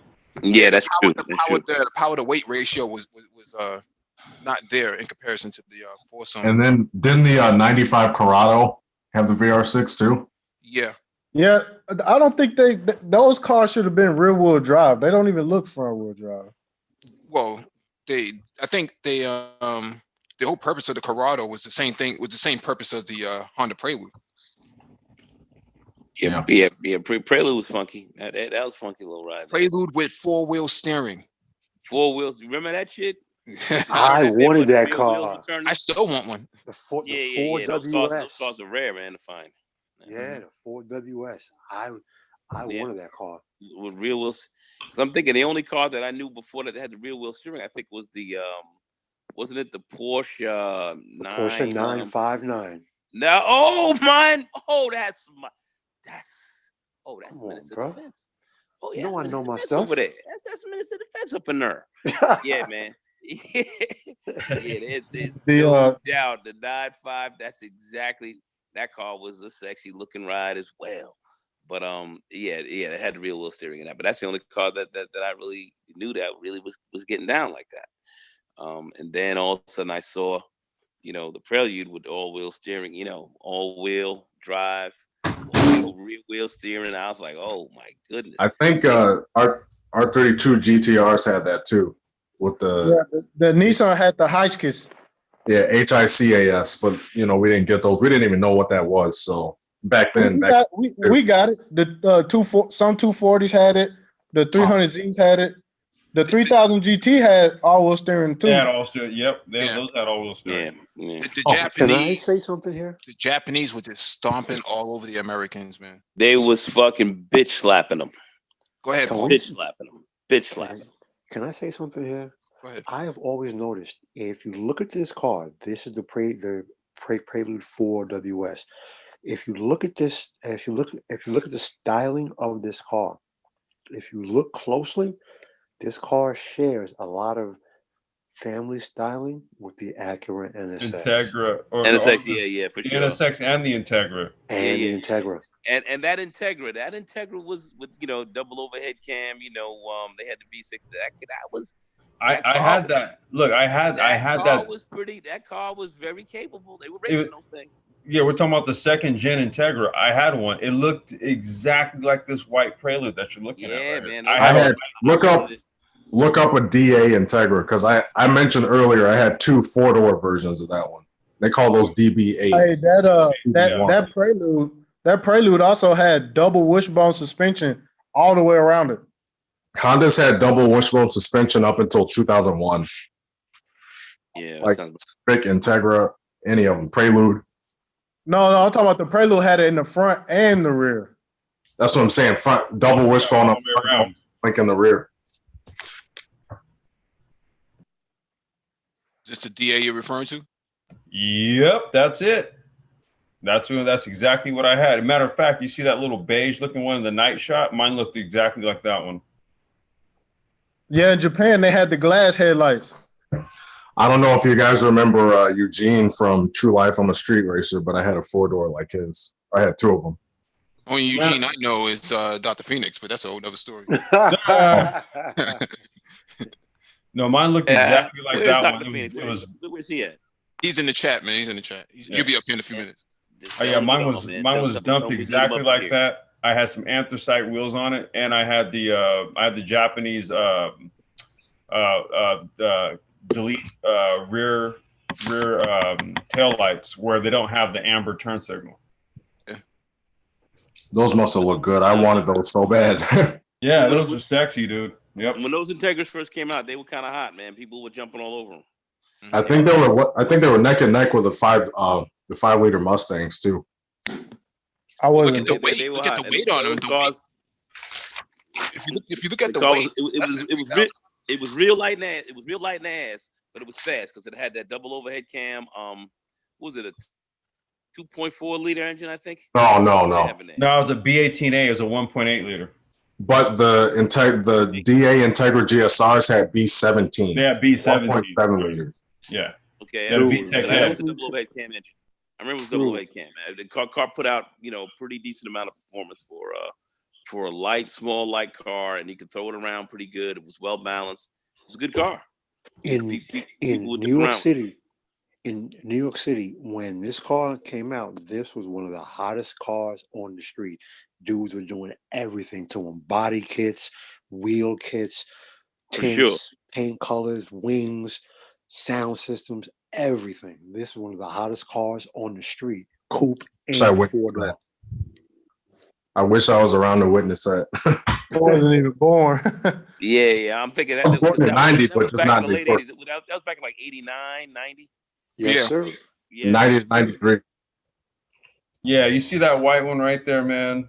I didn't have the front. I didn't have the front spoiler lip, but man, mine was white. It was dumped just like that. But nowadays, complex, they just go down to Home Depot and just get like garage door line and put it around it. Yeah. Well, you know why, man? Because look, that dude's lip right there. That's carbon fiber right there. So you pay a whole bunch of money. All it takes is one good bump or scrape, dude, and you just wasted it, right? Yeah. So dude's got Explain to me. But explain this part to me. This whole new concept of cracking the hood open at the rear to let more heat out of it. Really? Like No. A lot of them swaps don't fit. yeah, they got to actually lift the hood because the What? head. Oh, that's Yeah. the head sits above the. That's so Not really. It's actually Yes, it is. Hey, That's it's kind of sloppy. a dude. It's a Japanese style aesthetic, dude. Like you know, if you're into the Japanese scene, So, it's a style aesthetic say and it's Complex. Hey, when you pop the hood and you see a V6, Hey, Complex, is that kind of like wearing your pants that dangling around your ass a little bit? nah. man, listen, that V6 don't fit. You have to crack the back. Well, even if you put like a K series, if you put a K series in that particular Integra, the hood line is so low that you'll definitely have to open up the rear. Open it up. I say either that, or you have to try to fab new motor mounts to drop the motor lower. And I wouldn't. You don't want to do that. If it don't fit, you must have quit, man. Oh shit! What are you talking Thank about? you. Grab a Thank you to go. That means no more LS swaps. If I mean, it no don't more fit, swaps. you must have quit. I'm sorry. Must have quit. Nah, hell Well, nah. I'm Hey, seeing y'all want to talk about driving a front wheel drive car? That 3.5 liter V6 they've been putting in these little Hondas. Hey, they real. Mhm. Yeah, but I'm seeing guys do this with like Honda Velocitors and these Mitsubishi Lancer, Wow. Rally Art with the automatic transmission. Dude, that is sloppy looking. Look at that. That is, man. sloppy. Well, it's not German engineering, that's for sure. Clearly. Dude. That's it's all function. It's not form. It's not supposed to look pretty. Under that hood is something that'll smoke a lot of people. Yeah. I hear where Complex is coming from. Don't worry about how it looks because you won't see it. It'll be in front of you. I'm saying, dude, if I gotta lift the hood an inch or inch and a half right in the rear so that I can get that K20 to clear, I'll lift that bitch. You're done. What happens when it rains and you have a downpour? I mean, nothing.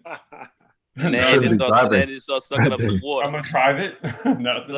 What's up? It's no different than when you see VW Beetles, like the old school Beetles, and so like the dudes who run maybe like a 1773 cc or a 1953 cc build on a Beetle motor. You know what they do? They put and there's a whole bunch of aftermarket tuners for Beetles who sell these things. So they sell these kits to where it raises the hood latch. It raises it up a little bit, so more air dumps down in there. Listen, I've seen a VW Beetle just like what you were talking about on the street. The guy turned his hood into a spoiler because he couldn't fit what was in there. There you go. Craziest exhaust setup. That's wild. Well, that's a little bit different, man. I mean, this doesn't look clean. On the Beetle, you kind of accept the. Well, dude, if you're a Honda dude, then you accept that right there. If you're cramming K20s and the like into like an old DA chassis or like a EG or an EF Civic chassis or something like that. Especially the EF. Yeah, that's just why can't you just take out like the Kenwood, face-off radio, man, and that should give you some space in the behind the firewall too, right?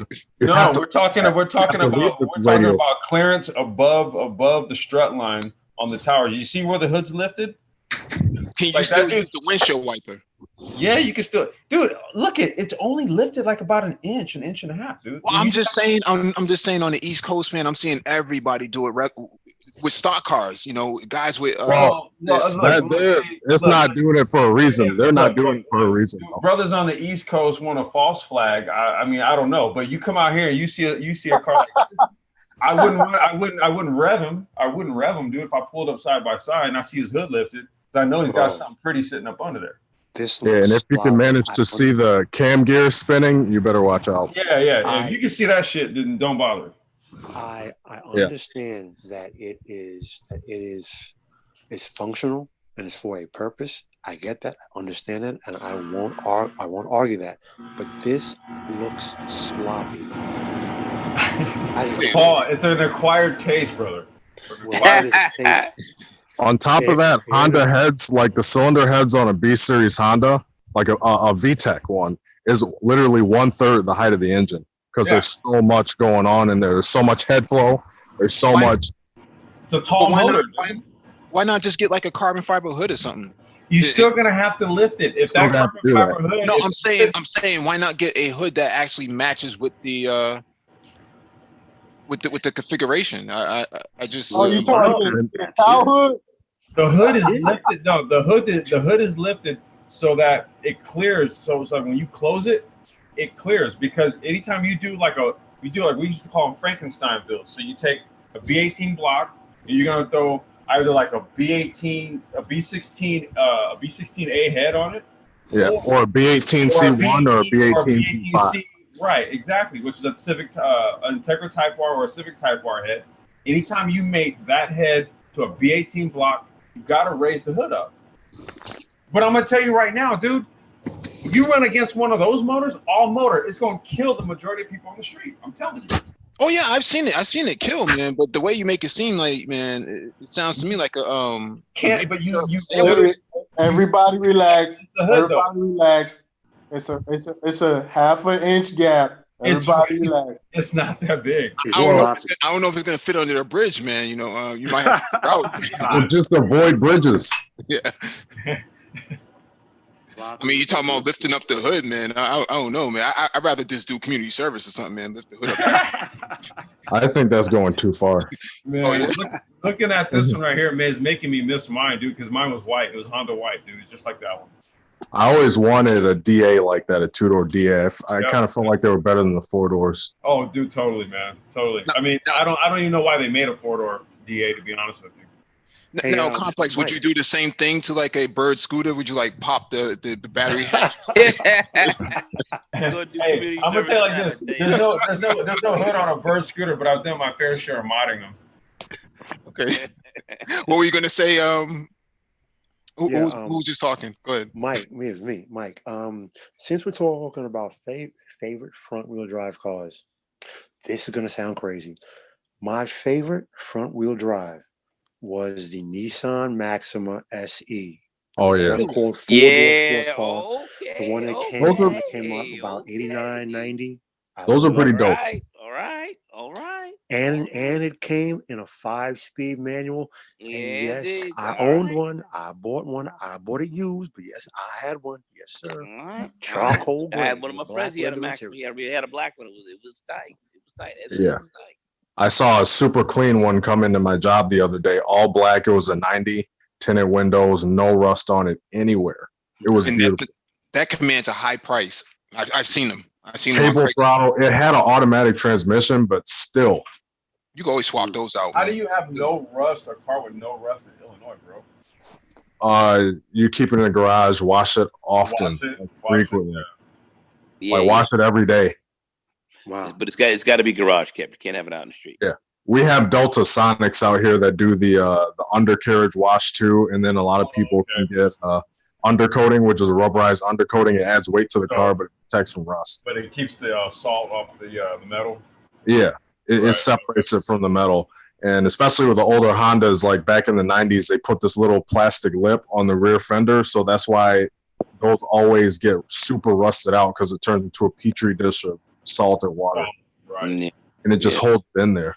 So a lot of people take that off. When I was in Chicago for 3 years, dude, I had never seen so many cars that had the undercarriage rusted out. Yeah. You're driving around on the street too. Yeah, you see a lot. Chicago is full of zombie cars. Yeah, totally. A lot of Buicks in Chicago too. What the hell's up with that? That's another subject for another time. I don't know, man.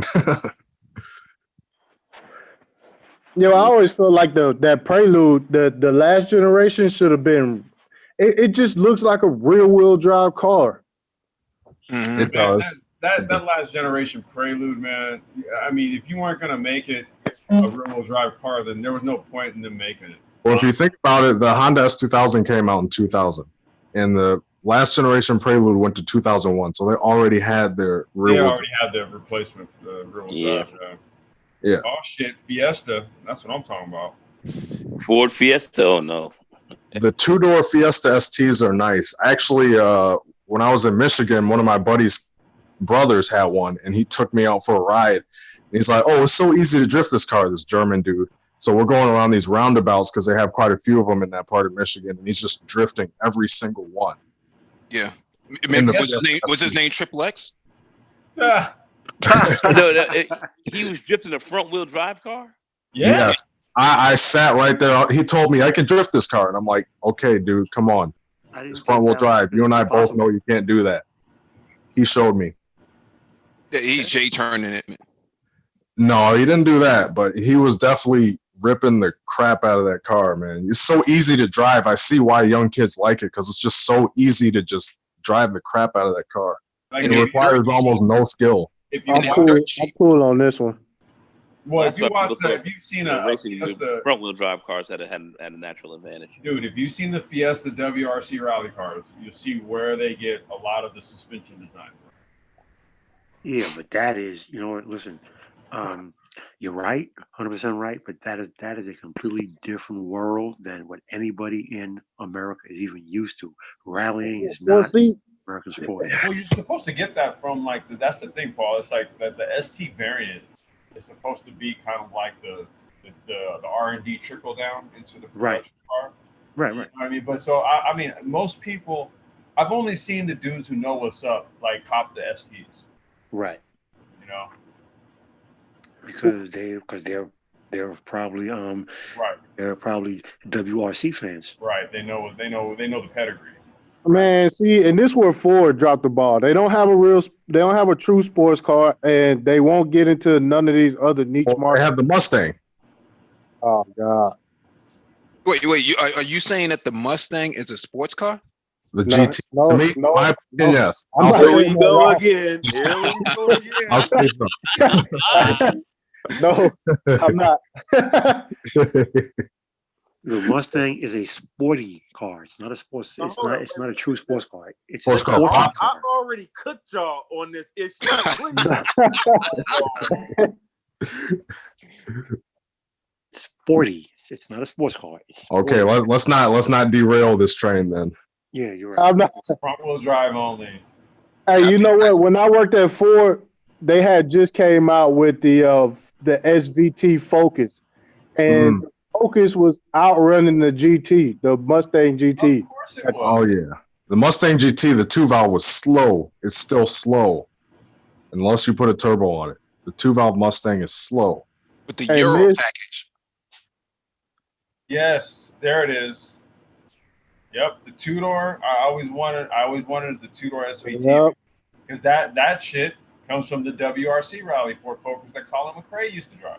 I have a lot more respect for him now. I used to not like him back in the day, but I like him now and I have more respect for them. These ones.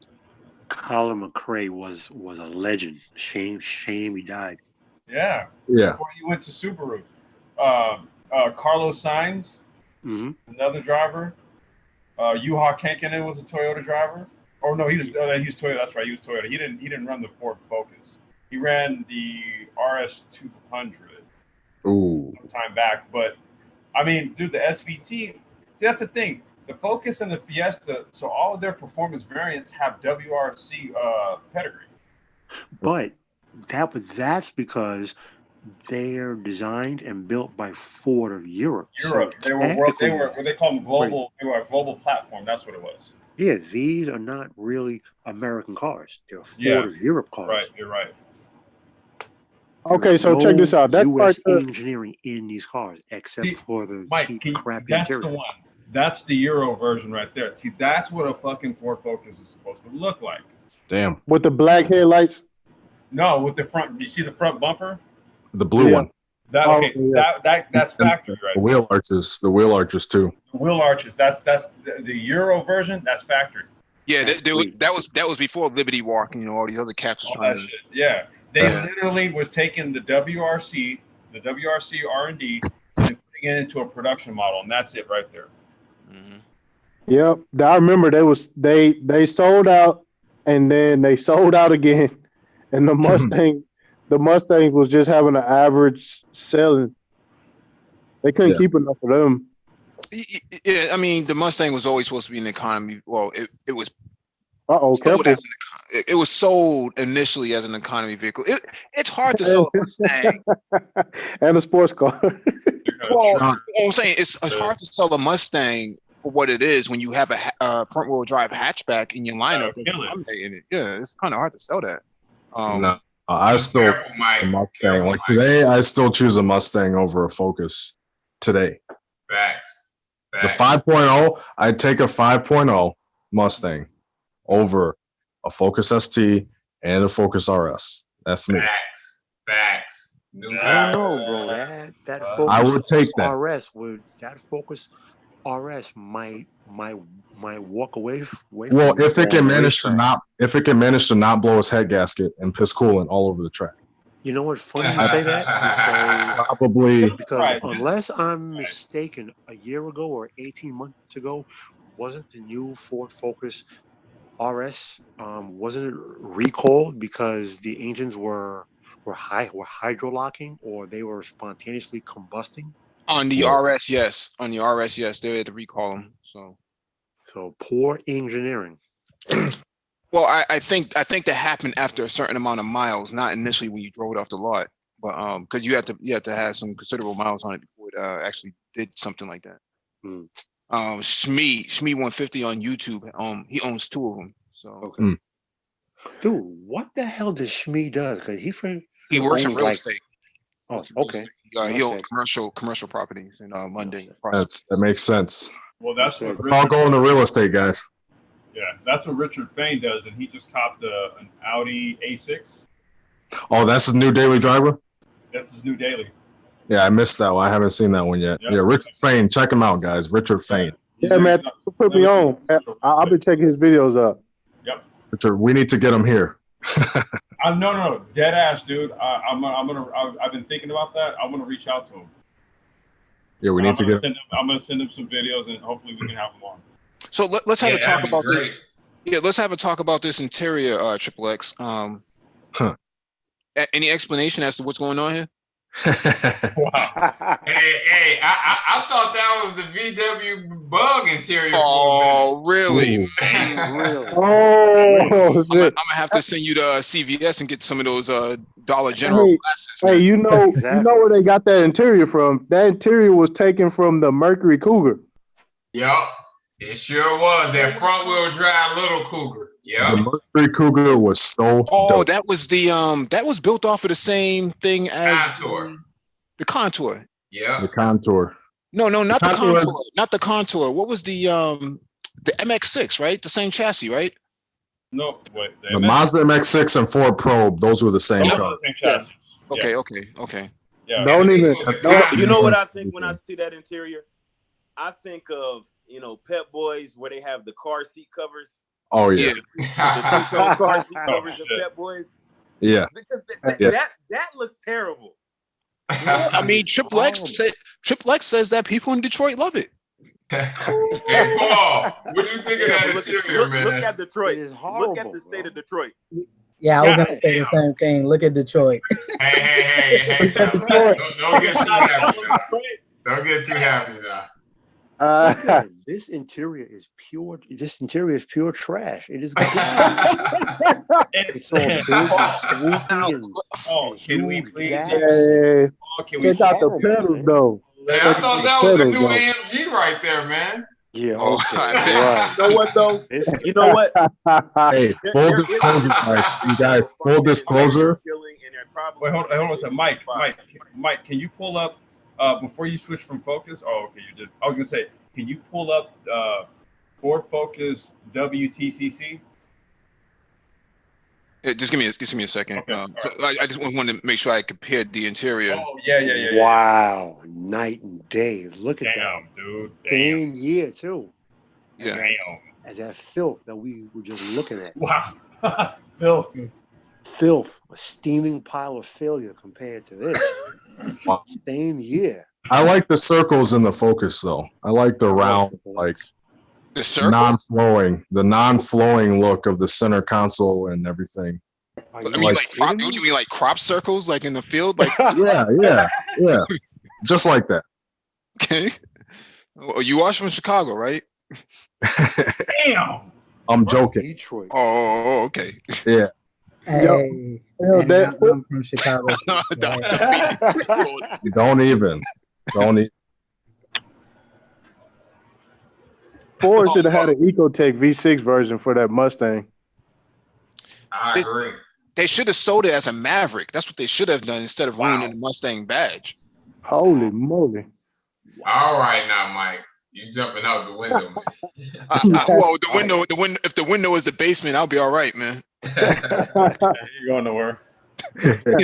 What was the car you were talking about, Complex? The Ford Focus WTCC.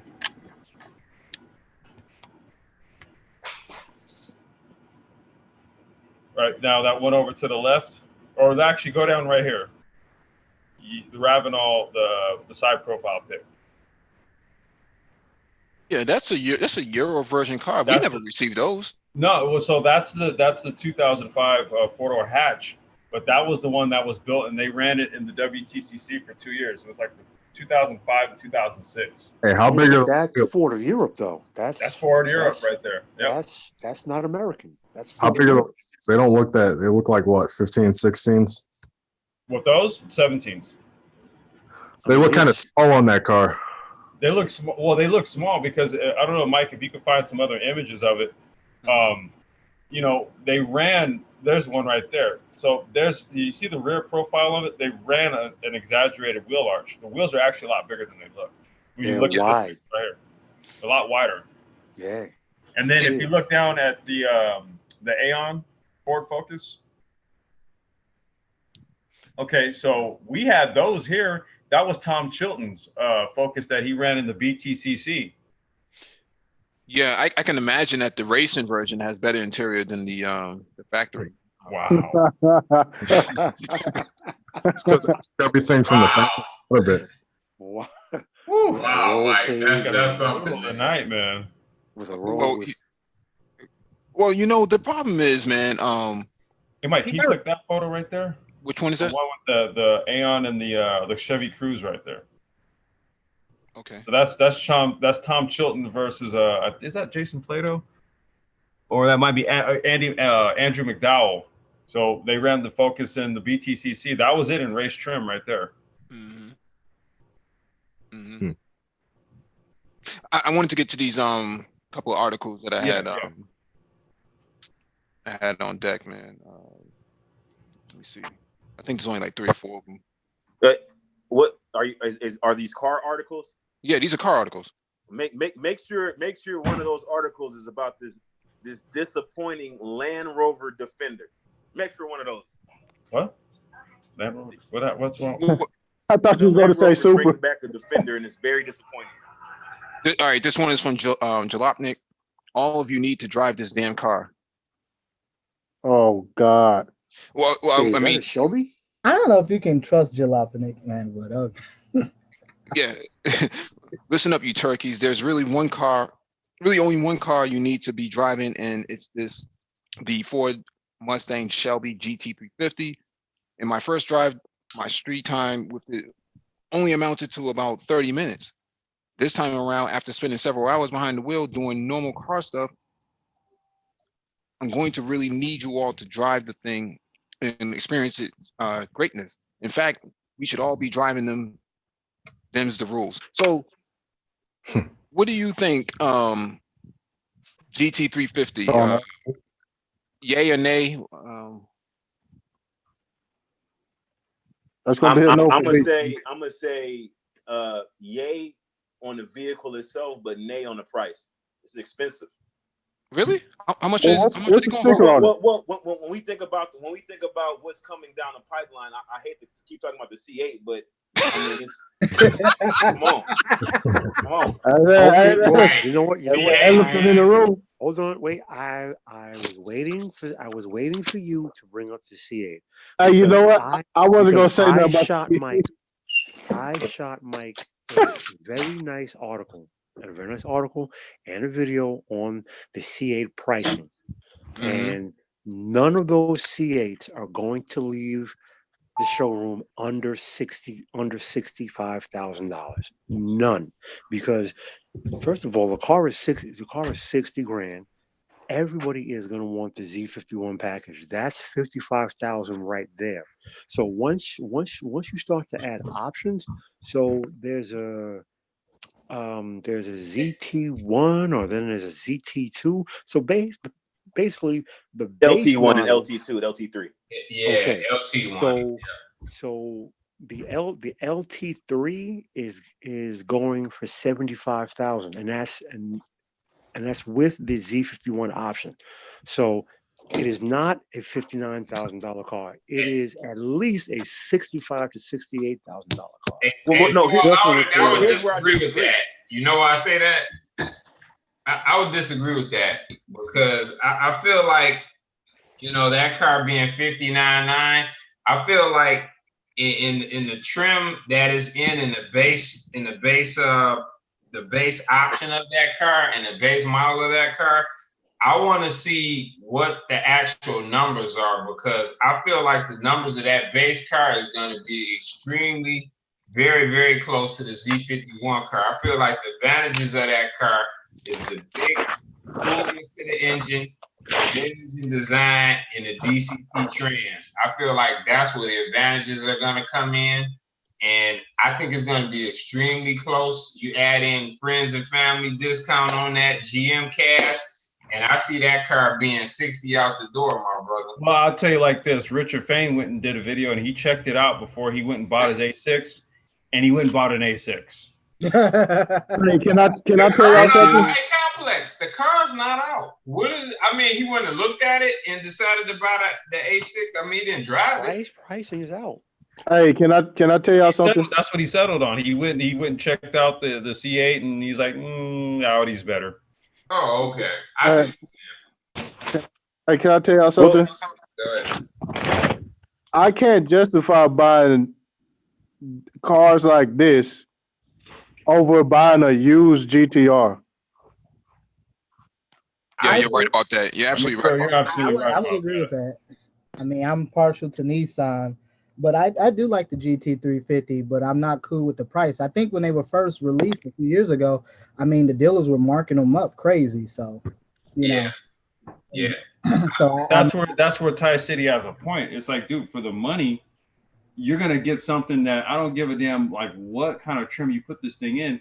If it's registered to run on the street, it'll never beat a Skyline. Mm-hmm. I mean, it is a cool car. I mean, but see, the thing about it is that unlike the GTR, the GT350 is available with the manual transmission, and for some people that may not be a big deal, but for me, if I'm having a sports car, I really prefer a manual transmission unless there's some type of compelling factor, such as a mid-engine layout. But still, I mean, you got the 997 turbos out there. You got other options with sticks. Right. I can't.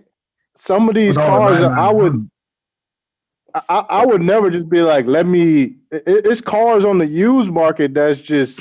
Well, here's the thing. Way better deal. When you talk about a used car market, right? Yes. Unless you're paying cash, right? The interest rate on a used car, you're going to be paying a lot more, monthly for those people that are going to finance the vehicle. If you buy a used, say for instance, you buy a used Porsche, that's the same price as a new GT350. Okay, but this where that argument goes down because 997s aren't going lower in value. No, they're going up.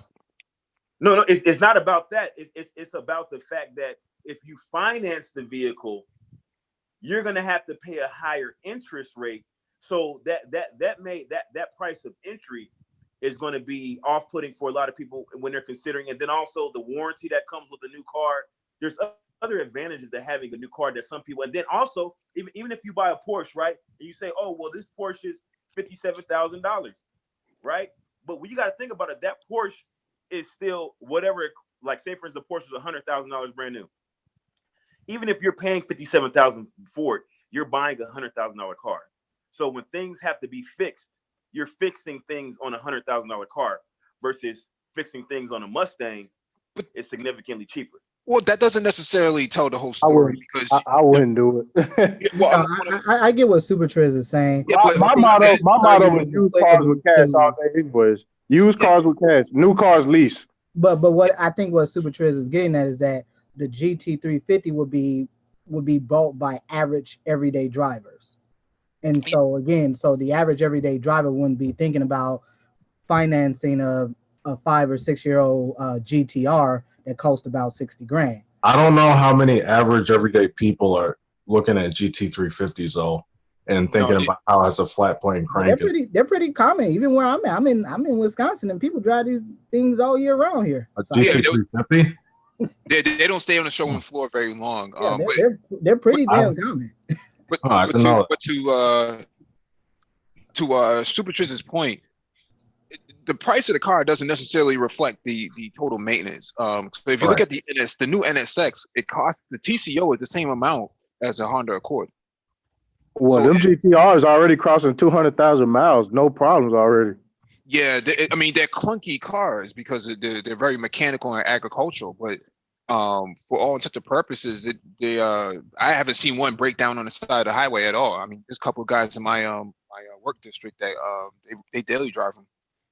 Well, I had that launch control. Obviously, because it's a Nissan, there going to be there may be some parts that you can find for cheap, but there's parts on a GTR, I guarantee you, that are pretty costly if they have to be repaired. And things about like think about like as far as just wear and tear, there may be something like maybe you hit something you roll over something. So it could be something that could be related to not poor craftsmanship on the part of Nissan, but just simple environmental factors that can have you with a costly repair. And so this is what I'm talking about when I say, you have to think about that. You have to factor into that cost, because at one time I was going to buy a Maserati.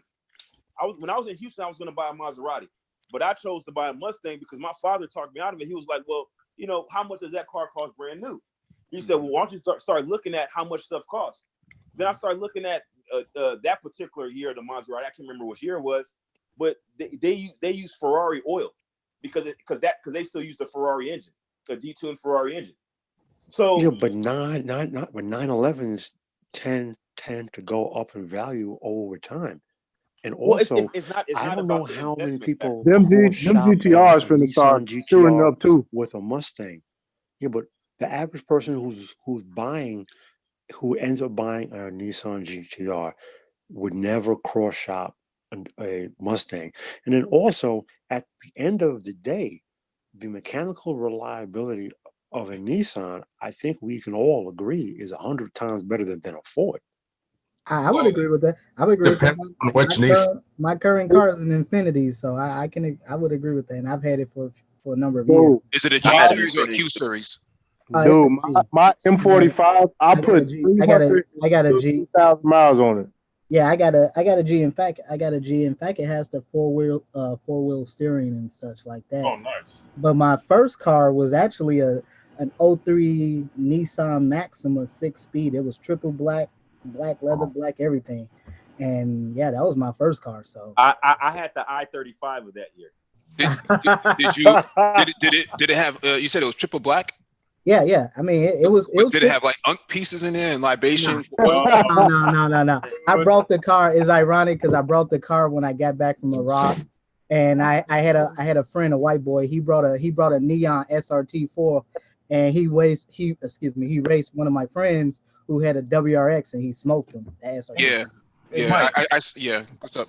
Hey, I was gonna say, if we're on Nissans and we're speaking about front wheel drives, what about the G20? Oh yeah, the G20. I mean, that one was a scaled down version. What, the Ultima? I believe. I think it was the Ultima. No, it was a Sentra.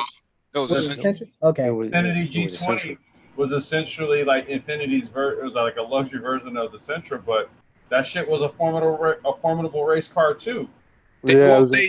I think the commercial was born in Japan, raised in Europe, and sold in America. I think that was the something like that. Yeah, something like that. I mean, the heyday for those VQ motors was certainly the early mid 2000s, going into 2010 or so. But I mean, they were pretty legendary. I mean, I've never had a problem with the cars I've had from Nissan and Infiniti. So the G20s had an SR20. The same motor and the Sentra SCR. Yeah, they were pretty fast. They were fast. They were fast as hell, man. And Lexus didn't have an answer to that. The lowest on the scale of production was the ES series. They didn't have a. They had the SC 400 though. Hey, Yeah, but that was a coupe. Hey, That was a coupe. yeah. That was Super Trez had the I-35. How'd you like that one? I actually like the I-35. I mean, it was front wheel drive, obviously. I mean, unless it wasn't like it was some type of stellar performer. But I mean, it was like at the time I think I had 4 cars at that time in a motorcycle. So I just drove that in I-35, on occasion. It wasn't like it was my daily driver. Yeah. My Nissan was my daily driver. I remember I had to get a clutch changed on it, and I took it to the dealership in Evanston, right outside of Chicago, and I remember I had to pay You had a manual? You had a manual transmission? Yeah, it was that particular. I had an automatic. Yeah, that particular model was very rare because when I took it to the dealership, they had never seen a 6-speed Maxima. Because, like I said, it was my first car, and a friend. I didn't know how to even drive a 6-speed. It was actually a friend who taught me how to drive a manual. So just kind of interesting when I had it. But yeah, I had it all for a few years up until undocumented immigrant hit my tailbone. T-boned me. Illegal You're aliens. being nice. I got hit by an undocumented immigrant. Wait, he didn't have any documents. No, he didn't have insurance. Documents. He totaled my car got totaled. So yeah. Mine didn't get totaled. I got hit by undocumented immigrant Stop it. at a feeder road turnaround. She ran right into the back of me. Yo, I got hit by an Asian lady, and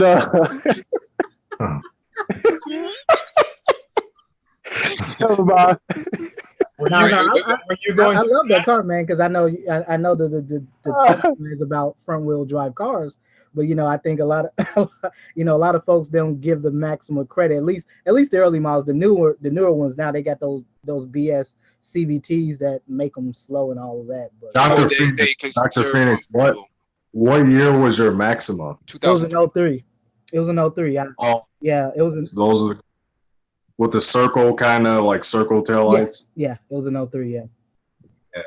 Yeah, see, the only issue that I've heard of that was a major problem with the GTRs is the earlier ones, they put the launch control in the sweet spot.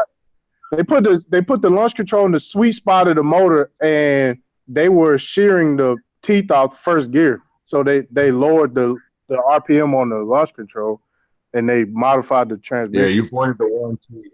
I heard you voided the warranty if you use that launch control. Yeah, I think they had lawsuits about that. Yeah. Yeah, because then they have dual clutch transmissions. I think they were 6. Yeah. They had dual clutch 6. Yeah, because that's really clunky. If you ever, I don't know if anybody's ever driven one. They're really clunky to drive in comparison to like an RS5 or something like that, or like a C63, AMG 60. Because it's like pretty much all the Nissan Infiniti cars. They're not really good at low RPMs. They're really good at high RPMs. Yeah, you need a lot of road to really enjoy it. They like to. They're pretty high strung, so you gotta. My current car is like that. It's solid. Speeds, but you really got to get up to at least 70. And Nissan motors have heavy flywheels, so. That's the issue that they've had since the mid 80s. They have heavy flywheels, so that kind of hurts the acceleration somewhat. But when you're at speed and you lift off the gas, it doesn't drop revs as fast. So it's a trade-off. Yeah, the heavy flywheel just makes everything smoother, especially with a manual, like when you're shifting gears and stuff, because the weight absorbs a lot of that shock and everything. Yeah, I wouldn't recommend getting some of the newer Infinitis and stuff. They're not really all that good. At least not. I wish they didn't stop putting the V8s in the cars. They don't have they made awesome V8s. The VK56. Yes, that I had and my M45 had the VK45 in it, and that was the most rev happy motor. What is it sounding good too? If you drive like the G37s, I think the rev line is 75. Yeah, my current car red lines at 75. 75. Mm-hmm. Yeah, because I mean they produced a special version of that VQ motor between '07 and '08. That was the 3.5. Oh, the HR. Yeah, Yeah, the high rev. yeah. And Yeah, then one of them had oil consumption issues, if I remember Yeah, correctly. I was gonna say those DQs do have that. yeah. Oh, they sound good too. Yeah, and I mean that I gotta know. Wait, I've had this car for years, and I love it. It's very reliable. That had 300 horsepower. That was like the last bastion for that engine. Yeah, that was the up rev motor. Yeah, so I mean it's pretty. I mean it's been pretty good to me, but Nissan's been making that motor now for decades. So Forever, yeah. Worst Yeah. ways. Yeah, and that's why it's a hard sell too when you start comparing it to something like Mercedes and BMW. It's hard to sell that thing. But I guess to Infinity's point, man, you can, as long as you had a credit score of like 580, man, you were getting. yeah, it's ironic because you can. If I wasn't on the path I'm currently on, I probably would have gotten a Q50 Red Sport. But if you go into the dealership, man, you can get leases for that car for like a brand new one for like under $400 a month. It was pretty. I mean, Yeah, they're very aggressive. Yeah, they're very aggressive in terms of leasing because they have to be. They can't compete with the other top tier premium brands like the Europeans. So, hey, I've seen those Q50s smoke some C7s. That's all I got to say. well, you have to keep in mind. You have to get a jump on it. If you don't get the jump with the Infinities, man, those things are dogs in terms of. Yeah, they're dogs, man. They're terrible at. How many lengths do you have to get in the Infinity? How many lengths does the other person have to give you? At least a car and a half. Yeah. At least a car and a half. Because they're really cruisers. They're really cruisers. They're not really high performance at all. I mean, not like an AMG or M Sport. The M45 and the M56 is nothing to play with. Yeah, I've driven the M56. The M56, a lot of folks don't give it credit, but it's a pretty damn fast car. They didn't make a lot of. I mean, but they are highway cruisers as opposed to just being outright performance cars. I will say that much. So. Yeah, it is. It is if you're driving on the road by yourself. But what happens when you pull up to a 5 Series with an M package on it, or even an M5 for that matter? Nah, that M56 ain't nothing to play with, bro. It's pretty much a Titan motor. That's what's in there. It's a Titan motor. They didn't make a lot of them. Yeah, no, I've never even heard of the M56. Well, it's that was a top of the line one. Yeah, I mean they're pretty rare if you can find. They had the paddle shifters and everything. Yeah, but those paddle shifters are connected to like either a CVT or a traditional automatic. The Infinities never use CVT in those cars. These right here, these cars was beasts. It's a traditional auto there. Yeah. They were just a torque converted auto. And you can downshift them whenever you want. I've driven like automatic cars with those paddle shifters. It's like, what's the point? Well, if you're if you're adept at using paddle shifters, man, you can actually get up in speed pretty quickly with those. Well, see, with those the thing was they held all the way through red line. Like you know how sometimes you can have the shifter, but whenever it gets a red line, it'll just go into the next gear. These wouldn't go into the next gear until you go to the next gear. Yeah. Oh. Yeah, that M56 wasn't nothing to play with. Yeah, I'm pretty sure I've driven like some of those flappy paddle torque converted automatics. And even when I try and ride the gear all the way out, it'll shift itself. Yeah, that M56 won't shift. It'll go all the way through red line if you don't shift for yourself. So it'll let you clank the valves and everything and against the pistons. Yeah, whatever you want to do.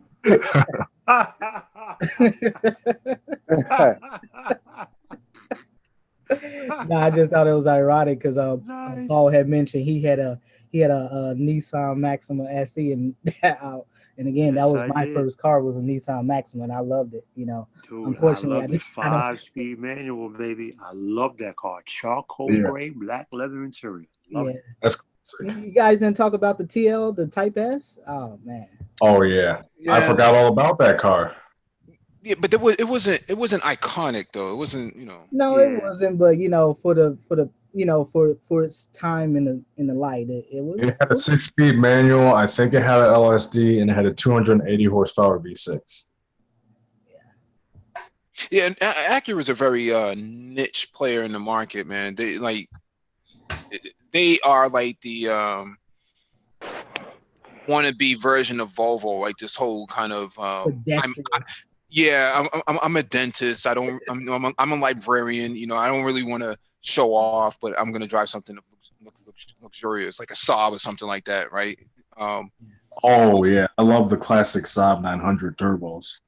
Yeah, those are dope, man. They're going up in price on the market too. So I want to get one before they. I want to get one. Yo, what about the Mitsubishi FTO? Oh. FTO or GTFO?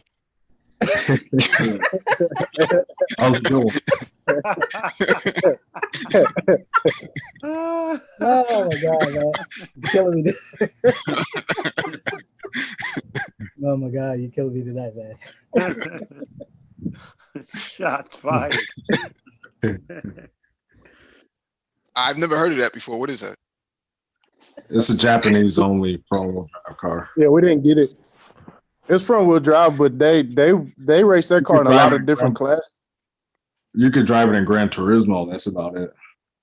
Yeah. Gran Turismo.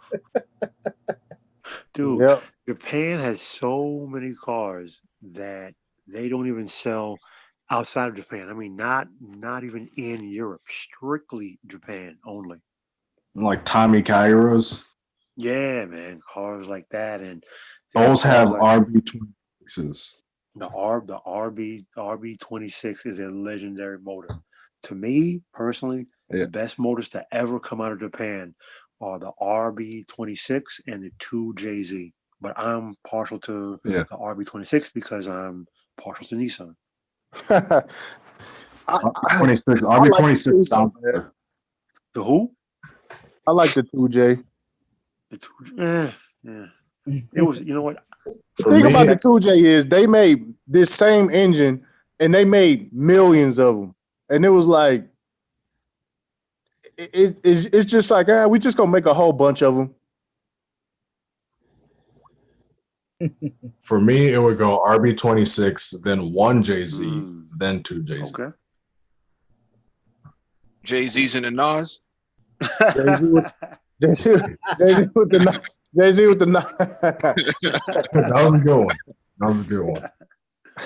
You'll be doing some Paul Walker Fast and the Furious. How about that one front-wheel drive Volvo though with the inline six? It's a sideways transverse inline six with the transmission. You mean front-wheel drive? They managed to fit all of that in there. You mean a 5-cylinder though? Because it's not 6-cylinder. No. There's an inline six Volvo. Really? I think it's an S80. Yeah, inline six front-wheel drive. Trust me. S80? Yeah, I think it's the S80. Sure, it's not a V6. It's an inline six. I'm telling you. Is that a new model? It's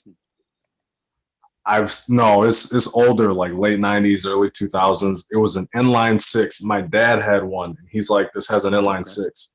And I'm like, how can that be? It's front wheel drive. And he popped the hood, and I was like, this is not right. How does that conversation even start? Like, Ellis, this Volvo has an inline six. Really? And how about those White Sox, man? How about those cars? Oh, my dad's into cars too, so he knows like I'm into this stuff. So he'll bring that stuff up to me. Tell him to type something in the chat so I can give him a wrench. Hey,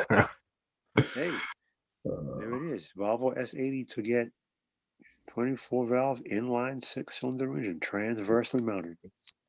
So that's a T6 motor then. I think that's what it was then. T6. Because I don't think they have any V6s. I don't. At least I don't. Inline. Yeah, I think the 6-cylinders were T6s. I'm cool on that. Yeah. T6. Yeah, that's what that was. That was a T6. just thought I'd throw that out there. Since we're talking about front wheel drive cars, we were talking about inline sixes. Well, for the sake of Volvo, man, if the auto industry had a educated lame car, the the Volvo would fit that profile very well, man. All it needs is like an Argyle sweater and some suspenders or something like that. This is boring and pedestrian as it can be. The Carlton Banks dance. Yeah, well, something like that, man. What people expected to go back and save Ford? Wow. I'm surprised you guys didn't talk about those old Jaguar X types. Oh man, those things were awful, man. Oh Lord, those were Fords. That was a Ford Mondeo. That was not a Jaguar at all. That was blasphemy.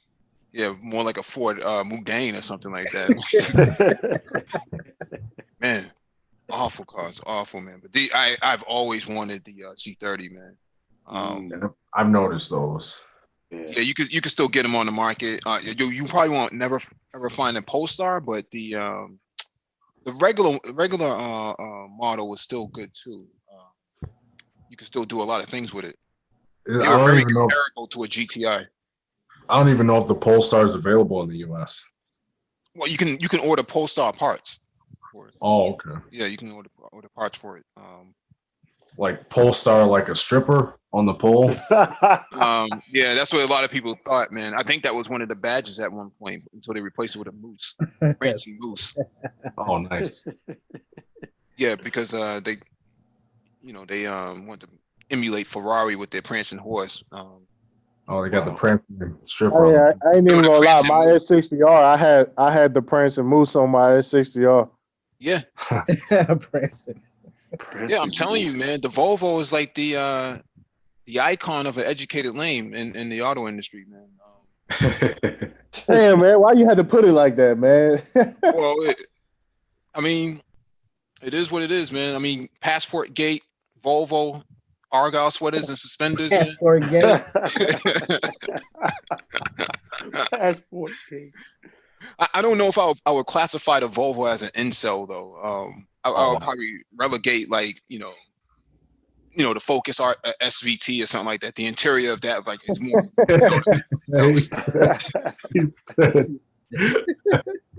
Oh man! He said the interior. the interior is very incel like. Oh boy. I think Mazda. Yeah, I probably wouldn't put Mazda in there as well. Mazda stopped playing the game, man. Man, you know what? A lot of Mazda's technology got used up with this EcoBoost stuff. I don't want to hurt a lot of people's feelings, but it is what it is. The Sky Active stuff? Yeah, what about the Sky Active? Yeah, well, before the Sky Active, the Mazda Speed 6 and the Mazda 3, like Ford just pretty much took that stuff and called it EcoBoost. The DISI? Yeah. Direct injection and turbo. I don't know that because those engines, I don't know anything about their architectures. Those engines were 2.3 liter engines, very early direct injection. Now Ford probably used that as like testing purposes to improve their EcoBoost. You could have a point there. But it's very close, I'm telling you. When I worked at Ford, I see them both. And everything, because Ford has like 1.3s or 1 liter three-cylinder engines and stuff. I think what's the 4-cylinder EcoBoost they got in the Mustang? Is it actually what? A 4-cylinder engine? They have, 2-liter turbo. It's a 2-liter turbo. Yeah, they got rid of the V6 models and just left the V8 and the turbo inline fours. Yeah, there's a dude on YouTube who souped his up, man. Puerto Rican dude, trying to figure out his name. Oh, Alejandro Flores. Yeah, I saw his videos. Yeah. He only deals with the V8s though. Are we aware that direct injection is not new technology? That it literally has been around since the 1950s.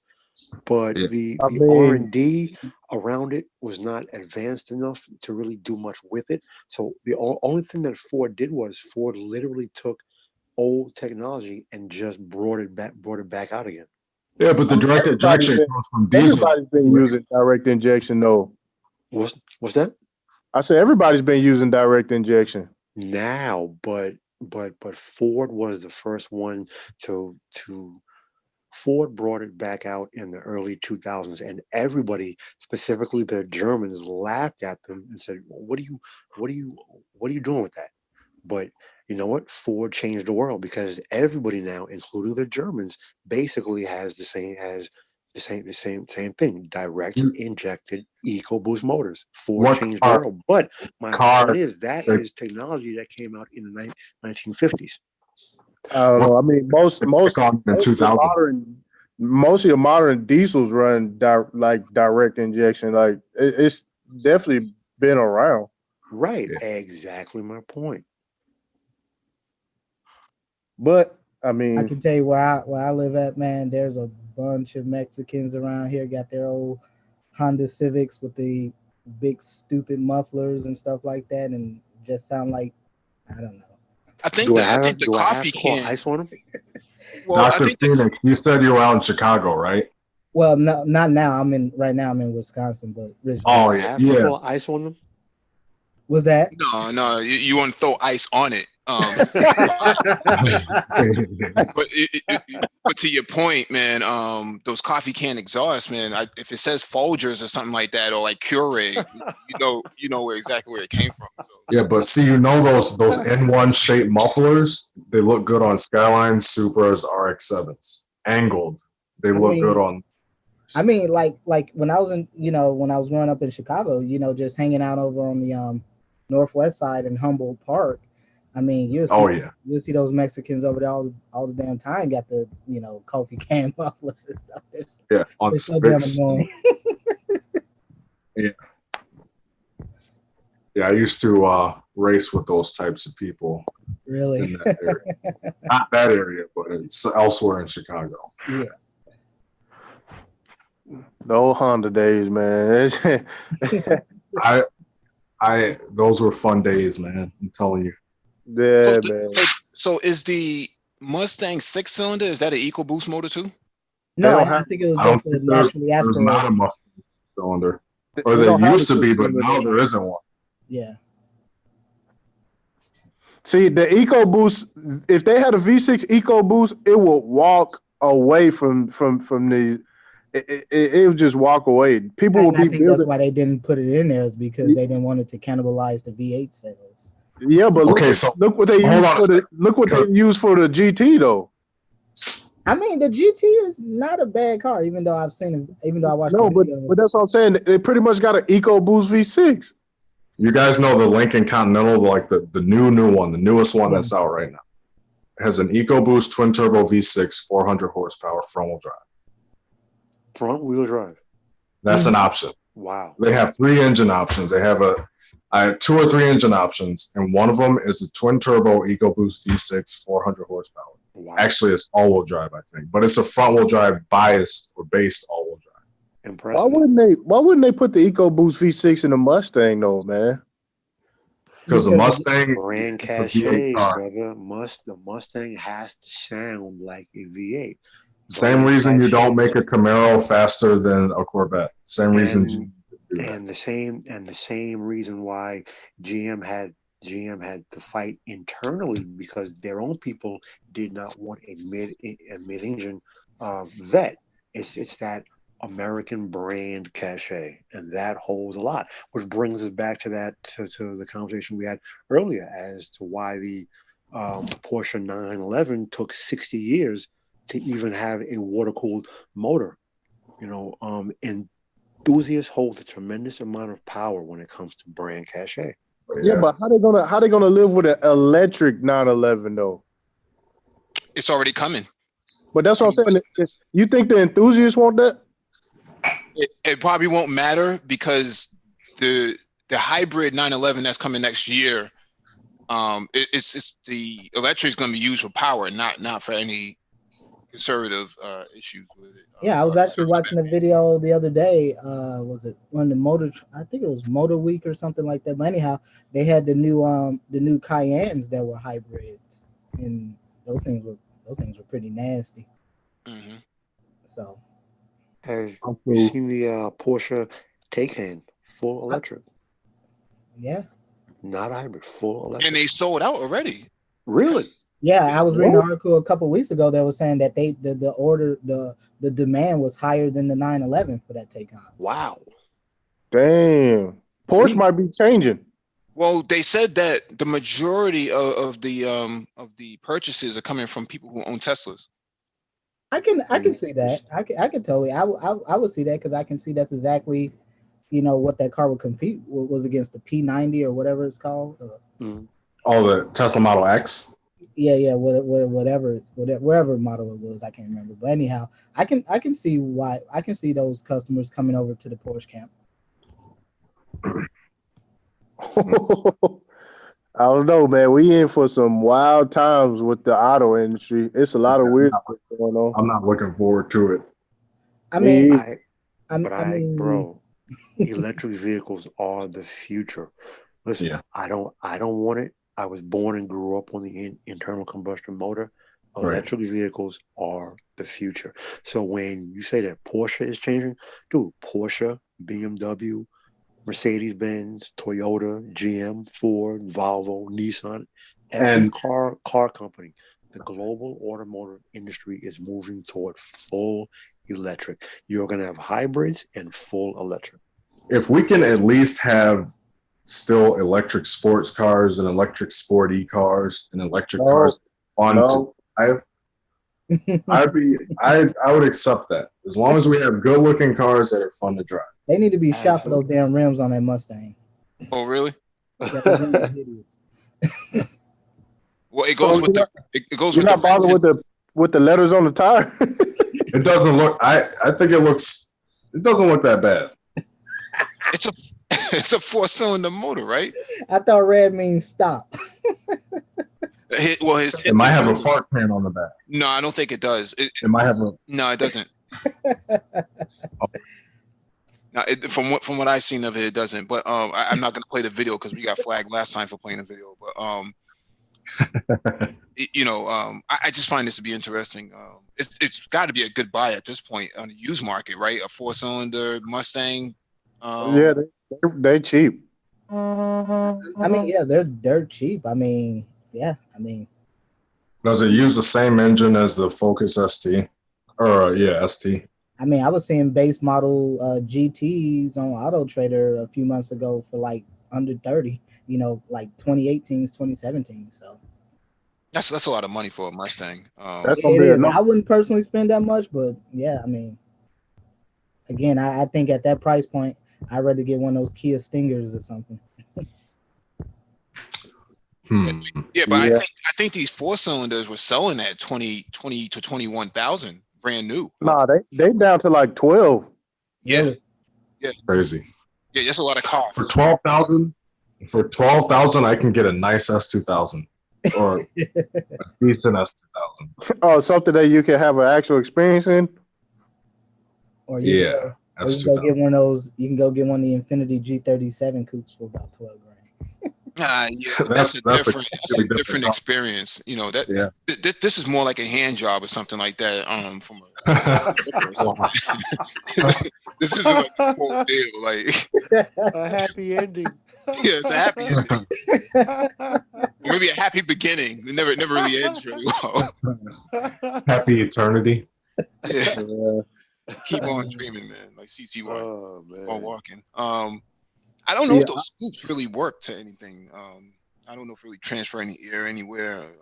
Come on, man. It's kind of like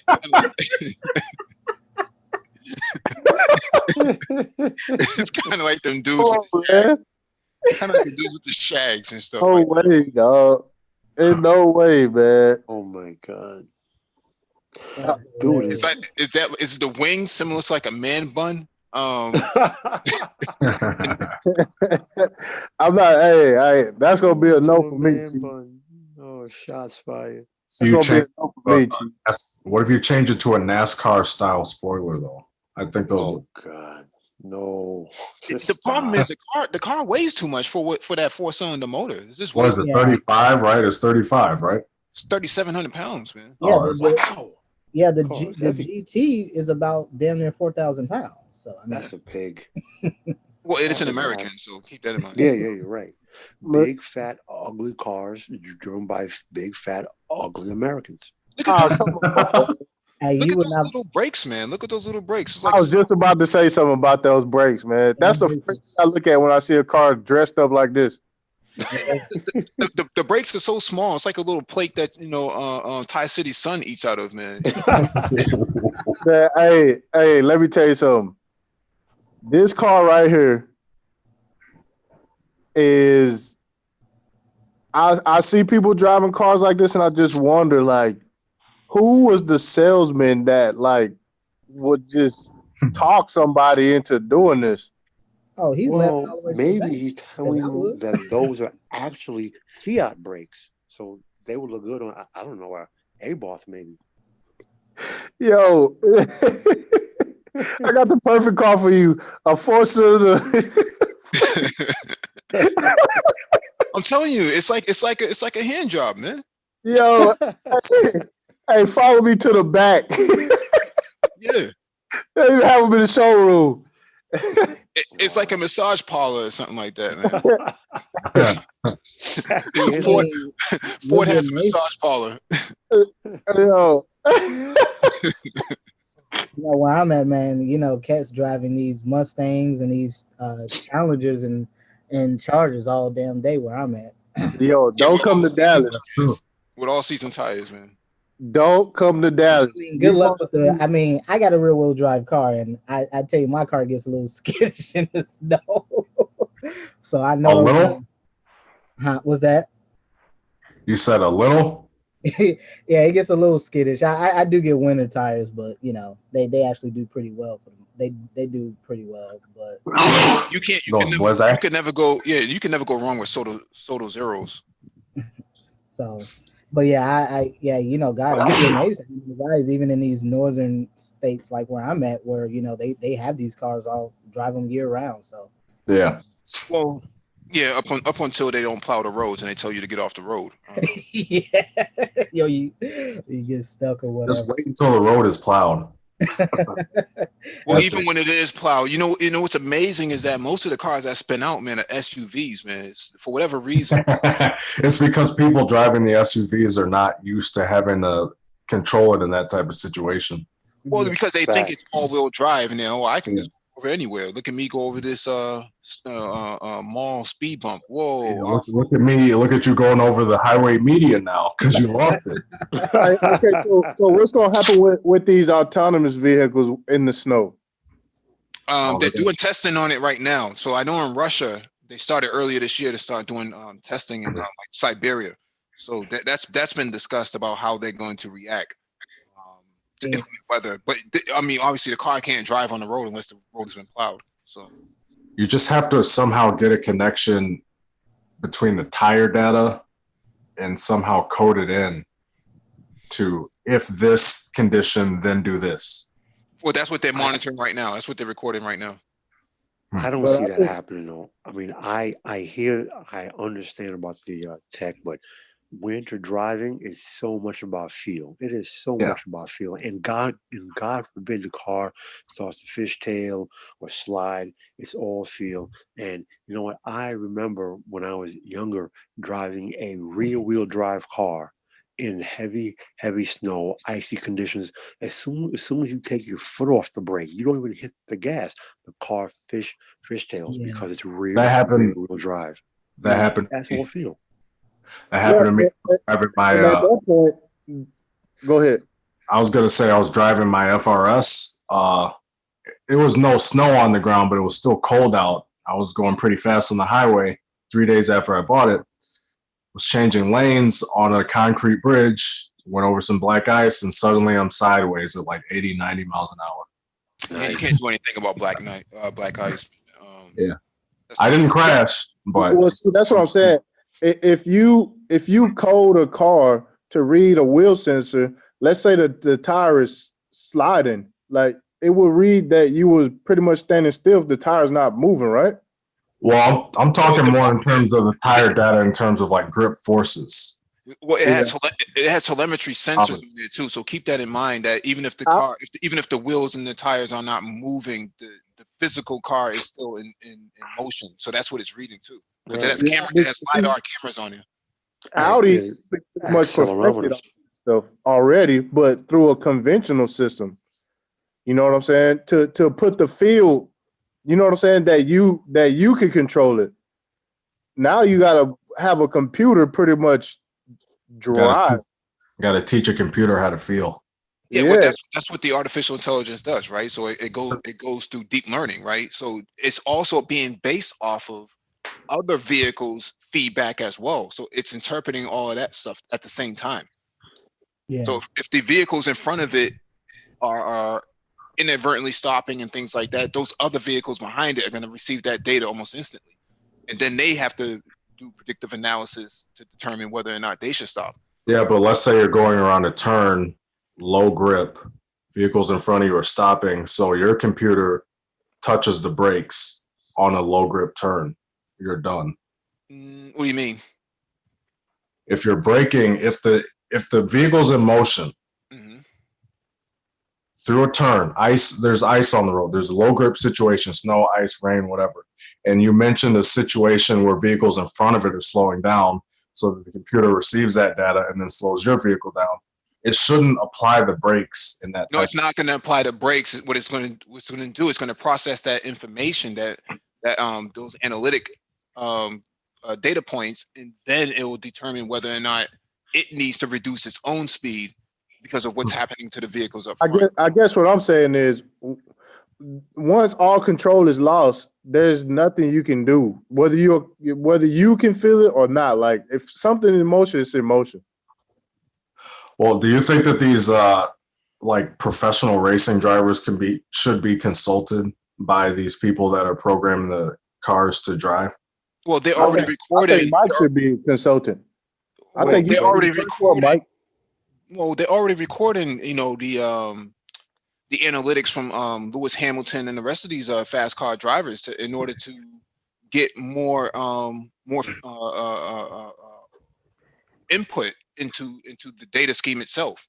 I mean, Infinity's been doing it with Sebastian Vettel for years now, since he became the brand ambassador. So interesting. Infinity for this is a big market. I know that different teams obviously take, they record telemetry and all this, but that's in terms of winning races. So they're going to make that information available for, companies designing. They're going to sell that information. No, they're going to sell it. They're going to make a profit off of data. That data is valuable to many companies. They're willing to pay for it. Right. Hey, that's the new currency. Yeah, man. Yeah, absolutely. It's a big market to get in.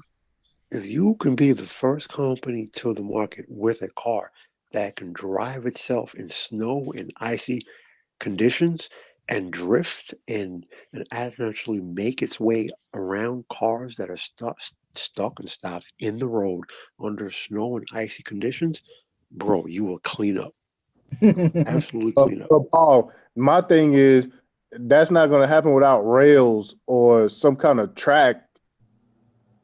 I don't see it. Rails or a track. You're assuming that. I understand what you're saying, but if you can be the first company to the market that can put a car on the market that can do what a human can do, control a car under snow and icy conditions, you will be the first to market. If you can do it, you will clean up. You will make tremendous amounts of money. They would have to remove all the rest of the cars off the road, and that's been discussed. I think last year they were discussing, what are you going to do with the rest of these old cars? I know in Massachusetts they're talking about by 2045, you can't. By 2040, you won't be able to buy a gas vehicle anymore, or you won't be able to register a gas vehicle anymore. That will be over and done with. So wow, they're not playing games. I know in Africa they were talking about 2060 is the final year, but that's a part of their 2060 agenda. For the entire continent. Yeah, Yeah, the African Union talked about that last year, 2060 agenda, that they're going to get rid of internal combustible vehicles. So Yeah, I know. It is it is the future. The internal combustion engine has gone as far as it possibly can go. That is why, Ford looks to 60-year-old technology to make this EcoBoost. All right. The internal combustion engine cannot be developed anymore. It's done. I mean, at this point, they look, you know what? Fractionally incremental increases in efficiency, the technology itself is stagnant. You can't take it anymore. So electric vehicles are the future. Yeah, I would say the only way you could make an advancement with an ICE engine is in terms of fuels. Right. Hydrogen or Corn. something like that. corn base. Sticky honey bun based car engines. Here you go, Paul. Here you go. Gas stations will make so much money selling those honey buns. Here you go, encouraging him, man.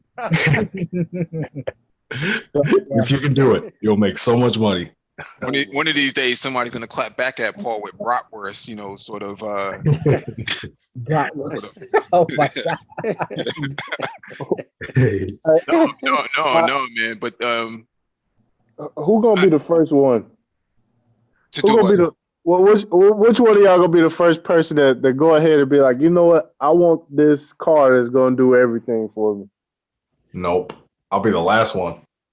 See, autonomous vehicles work well in areas where there's only one climate, which is like Arizona, New Mexico, California, right? They don't have any snow. But I know in Florida right now, Ford has been testing their autonomous vehicles in the rain. So I guess they're waiting for the rain season to come around to do major testing. And then I know we covered an article on here before, like 6 months ago, about companies testing autonomous vehicles in Russia because of the how much snow actually comes down, how more frequently it comes down. And their roads are actually better than the United States. So they have they allowed a certain amount of acreage for certain companies to develop their vehicles there. So these are closed off areas. I mean, I would agree with that. I mean, most of the testing for these autonomous vehicles happens in coastal states and cities, because it'd be kind of difficult to test these vehicles if you're in the Midwest and the upper Midwest because of the climates. Well, yeah, you have gangster disciples in Chicago or Vice trying to run up and carjack a car with nobody in there. Like, yo, this shit crazy, nigga. No, that might actually happen. But I would put it past. In Michigan, they're doing autonomous testing too. Like I think the brothers were talking a little while ago about folks stealing catalytic converters for rare metals and rare platinum. That's been happening forever. Honda's notorious. Yeah, for some while, man. I mean, they used to. I mean, in Chicago, people used to have to cut up your stickers, your plate stickers. Oh yeah, yep. They used to steal your stickers. So no one would steal a plate sticker. Yep, because those plate stickers are so expensive. Yeah. Wow. Yeah, people steal your plate stickers. Yeah, because the guys with the lifted trucks, those brodozers, whatever you want to call them, it made it. Their cars were so high, the trucks were so high, it made it easy for these thieves to come by in the middle of the day while you're in a Walmart parking lot or something like that, man. Come in there with a powered saw and just cut that sucker in 5 minutes. A sawzall? I don't know what sawzall. Yeah, I don't know what it was. Saw. Yeah. But that's what they did, man. And guy gets in there, starts his truck, man, and finds out that all these engine lights going off. Like, what the fuck? And it's loud. Oh man. Yo, but these it's gonna be some weird times, man. Yeah, Ty, I think the days of your big V8s are done, man. They've been done for a while. But definitely putting the final nail. Get your Lamborghini Aventadors while you can, because you will never be able to buy a V12 car again. Yep. Yeah, I think that was what they were saying about those. Was it the M3s, the old with the V8s? They were going up. Oh, the E92s. Yeah, well, the E92s were not really all that. They're notoriously shitty cars, but yeah. They weren't all that desirable. They weren't as desirable as the 6-cylinder Yeah. E46s. That's the real sweet spot for the. I still want an E46. I agree. Yeah, the E46 was sweet.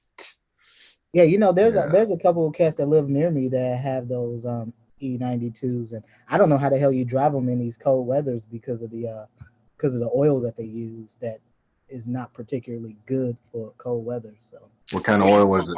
Yeah, you swap out oils. yeah, so Do they run like a 40 viscosity? yeah, I think the I can't remember which weight it was that they were coming out of the factory with, but they were not good. It was not. Have to have been at least 40. Yeah. Yeah. Well, you swap out. If you look at the BMW manual, it tells you the interval changes. So the next interval changes usually just before winter or right at winter. Right. So the oil change is going to be vastly different. Maintenance kit for those are usually about 160. So oil maintenance. Hey, Tesla said they was coming with an electric truck, right?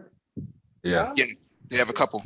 Yeah, I thought they had a couple in development. Rimac as well is trying to come up with a electric truck.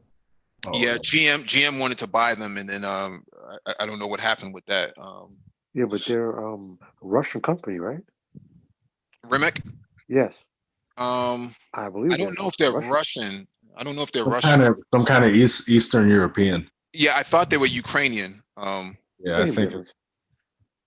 Jokes, just jokes. And I'm 184th Ukrainian. I'm offended by that.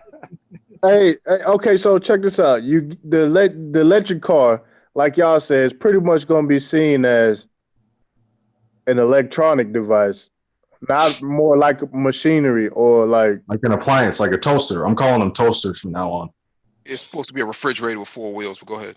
Yeah. Yo, Mike and Paul, man. I know y'all going, man, but good luck, man. Well, you have to understand, Tie City, man. They're really talking about getting rid of cars. I know New York had that conversation 2 years ago about you won't be able because to buy. these metros are getting more congested. You having more people moving back to these metros. Mhm. You know, if you take a place like Chicago, for example, I mean, Chicago is actually a fairly crowded city, especially if you go to the north side of Chicago. Fairly crowded city. I mean, you have to pay for parking spots. If you live in an apartment, you go be paying like $200 a minimum a month just to park. They're gonna start taxing you by license plate. You want to come into the inner city, it's gonna be like $100 or something like that. Congestion pricing. Yep. They're gonna come after you one way or the in other. what town? Put it like this.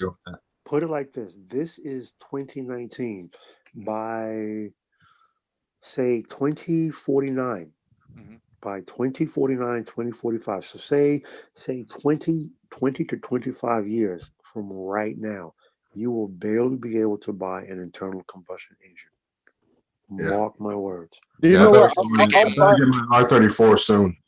When I say it is the future, dude, it's the future. Look at what the car companies are doing now, and if you look at their press releases, if you go on their websites and you look at the cars that they are developing, put that together with what governments around the world are doing. It's a part of the Paris climate change agreement. Listen. Didn't we opt out of that? Under Trump, you opt out of it, but you eventually, when he leaves, they're gonna opt right back into it.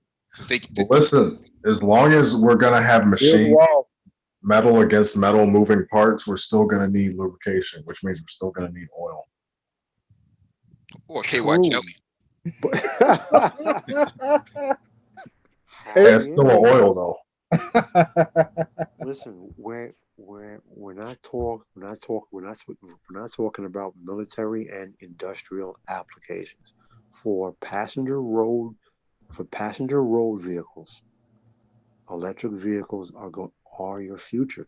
You're still going to need oil for that, though. With all the moving parts, as long military tanks we've covered on this channel before, man. They already have a Russian hybrid T90 tank that's dead silent. It's supposed to be what they consider a stealth tank. You can still hear the tracks, though, right? The ultimate advantage. I understand what you're saying about oil, and I'm not arguing against that. Not. All I'm saying here is The future is electric vehicles across the boards. No, I agree with that too. I mean, reluctantly, but you're right. I agree. Yeah, I think there's some advantages to be had, not only with electrification, obviously, but when you think about autonomous vehicles, a lot of productivity is lost in morning commutes and even evening commutes back and forth between your occupation. For those individuals that choose to live outside of the metropolitan area, or outside of the true metro, and they may be living in some of the suburbs and some kind of far out areas, and it opens up a lot of possibilities because you can be productive, on your way to work. And so, it kind of expands it expands your horizons as far as where you actually reside. Because, say for instance, you want to work in a major metropolitan area because of the actual wage, but you want to live further out because the cost of living is cheaper, and you maybe get more for your money. So, say for instance, somebody wants to work in California but wants to live in Nevada because it's significantly cheaper as far as cost of living and as well as state taxes. So Hyperloop. they can actually commute with an autonomous vehicle and still maintain some productivity during that commute, so they don't lose as much time. Bro, at that point, we will have hyperloops up and running, so you will be able to live on Long Island and take a 1 hour commute from Long Island to Boston to work, or go from LA to Reno in like 1 hour with hyperloops. I don't know if they'll actually ever compete. I mean, there's been a lot of resistance to developing this kind of technology here in the States for years. I mean, that's why we've never had any high-speed rail systems to begin with. So, Yeah, I'm down with the rail systems. I'm down with the rail system. you're down with those, but you're not down with autonomous vehicles. No. I'm down because you know what? I'm gonna drive my car over here to go cross country, and then I'm coming right back. Well, you know what it is, Thai City, man. They're talking about cars that are older than 25 years old. They want to give them special license plates, so special registration. So basically, you'll be allotted 2,500 miles a year to keep the car off the road. that puts most black people out the game. Yeah. Well, so see how do you guys feel about this thing where basically something that you enjoy or something that you're passionate about is kind of being changed in a direction that you don't want it to change for the greater good? How do you guys feel about that? Well, I for one, I'm not happy. I love the internal combustion engine, but as a gearhead, I understand where the world is moving. The world is moving away from the internal combustion engine. Yeah. If you look at every other area of human technology, automotive technology has moved at a much slower pace than every area of technology. So it's taken a lot longer, but I'm not happy about it. Understand me. I love the manual transmission. The world is moving away from the manual. I love the internal combustion motor, but the world is moving away from the internal combustion motor. It may be 20, maybe 30 years from now, but listen, I honestly believe within my lifetime, you will no longer be able to go to a dealer and buy an internal combustion motor. I'm not happy about it, but it is what it is. I can't fight change, and change is coming. Yeah, I mean, look at what they're doing to smokers, man. You can't smoke anywhere now. I mean, you can't even smoke on the street anymore. Good. Yeah, I'm a big fan of that. I'm a very big fan of that. I hate cigarette smoke. Yeah, I don't understand these people who work in these hospitals with their little scrubs on, and then they still smoke, but the scrubs smell like smoke too. And it's like, what's the point? Dude, what about at the gym, dude? I go to the gym and I see guys spend an hour, 2 hours in the gym. As soon as they step out the gym, they're lighting up. I'm like, yo, you are literally throwing away all the work that you just did. I've never I don't seen. get that. Maybe Blow it's a up. candy. Self-improvement. Maybe it's a candy cigarette. He's self-improving. You know, most people don't. Most people won't change unhealthy habits until it's about to cost them their life. So Well, I can't.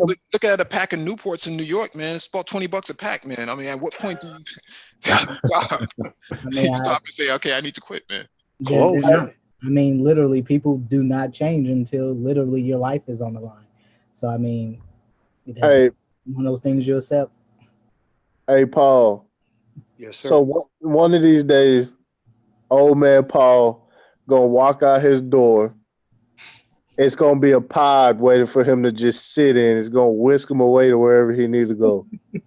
And I'm not going to be happy about it, but I understand the world is changing. The technology is here. Well, You have to I understand just that. want to say something about cigarettes. I was actually at a store the other day in the city, and I saw a guy order 2 packs of cigarettes, and they charged him $18.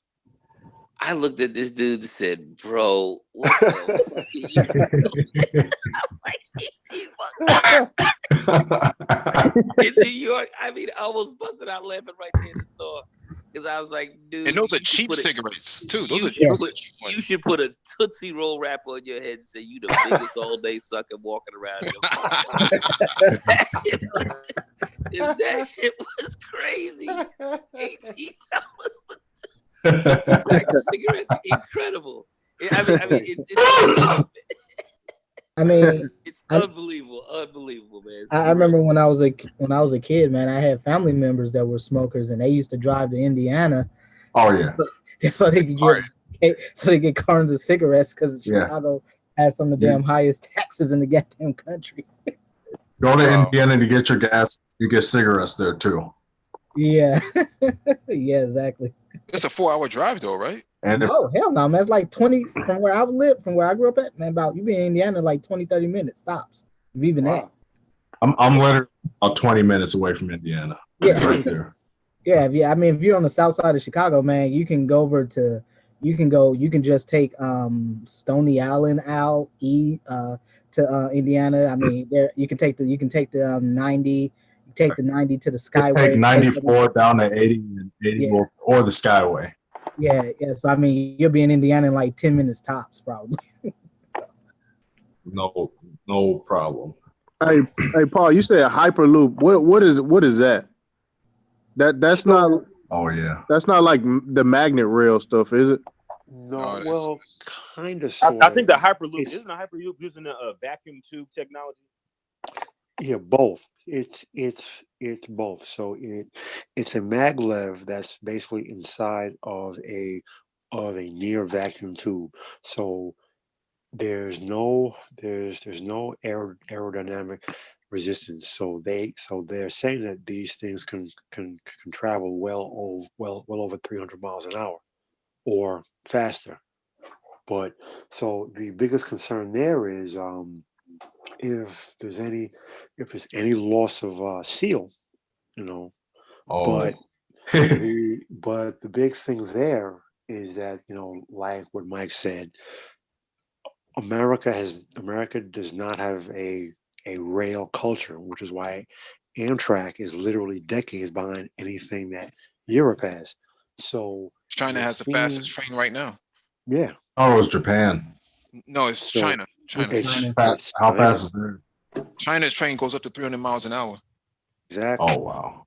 So the Hyperloop, they were saying that Richard Branson is saying that he's trying to develop a Hyperloop that can travel much faster than Elon Musk or Richard Branson.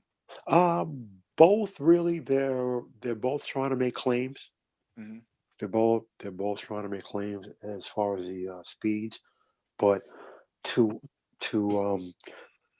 back up your point, you know, we're seeing most of the development done outside of the U.S. because the U.S. for decades has not spent money on infrastructure, and it definitely has not spent money on rails.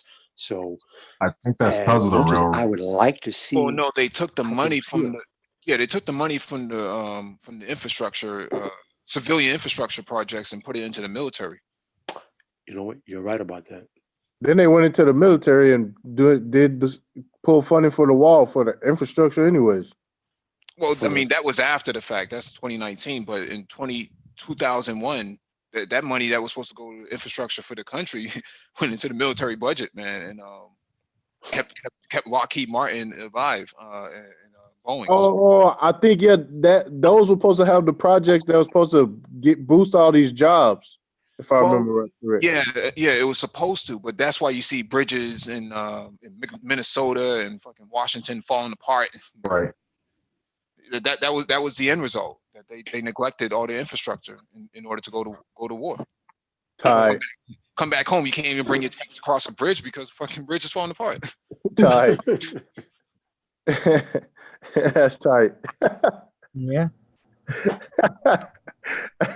Like we built better bridges in Iraq. Yo, you could thank Halliburton, right? It's funny, man. Well, I mean, that's the sort of price that America is willing to pay, which is why I don't put too much faith behind it. I mean, I know Super Triz was saying that people who want to go to work and commute to work, an autonomous vehicle would work wonders for them in certain areas, but I don't foresee a lot of jobs being created. Yeah, being available for some of these people in the next 10 to 15 years. Things are being automated too. A lot of jobs. You get to work from home. That's what a lot of companies are moving to. When I won't say where I was working before, they found a lot of their offices were empty because people were working from home, so they closed the offices. Yo, but Mike, increase revenue. Really quick segue. At the World Trade Center, Building 7, which was the first building that was actually that was rebuilt. Building 7 is still, I want to say, 60% unoccupied after all this time. The Freedom Tower is finally open. They had a problem finding tenants. Over half of the building was empty. Tower 4 is finished. When we topped it out, it had no tenants. People, as you say, they're working from home. Companies don't want to spend the money. Companies spend the money. You're spending $25,000 a month on rent. They're looking at every penny and cent. Right. That's being spent, man. They don't want to spend that money. Yeah, my mom does medical coding and she does that from home. Well, I mean, working from home, man, it could be a bit of a drag because you're not talking to any humans. You talk to people online, but you're not talking to any humans. So one of the things I have found is that I have to go outside a couple of times a day, just see people walking down the street or something, man. Jehovah's Witness, knocking on my door. I'm like, yeah, come right up here. They're like, well, we have to leave. Like, no, nigga, you're not going nowhere. You sit right here. Yeah. Bean pie, my brother. Yeah. Bean pie, my brother. Yeah. I'm reading the final call with him. He's like, my brother, I have time. So like, no, brother, you can sit right here. You was really my brother. You bring up a laptop with me. Yo. That I don't like talking to people at work. I hate the people I work with. I wish I could not have to talk to nobody all goddamn day. I can do what I need to do. Well, I just hope that your coworkers are not watching this live stream because right.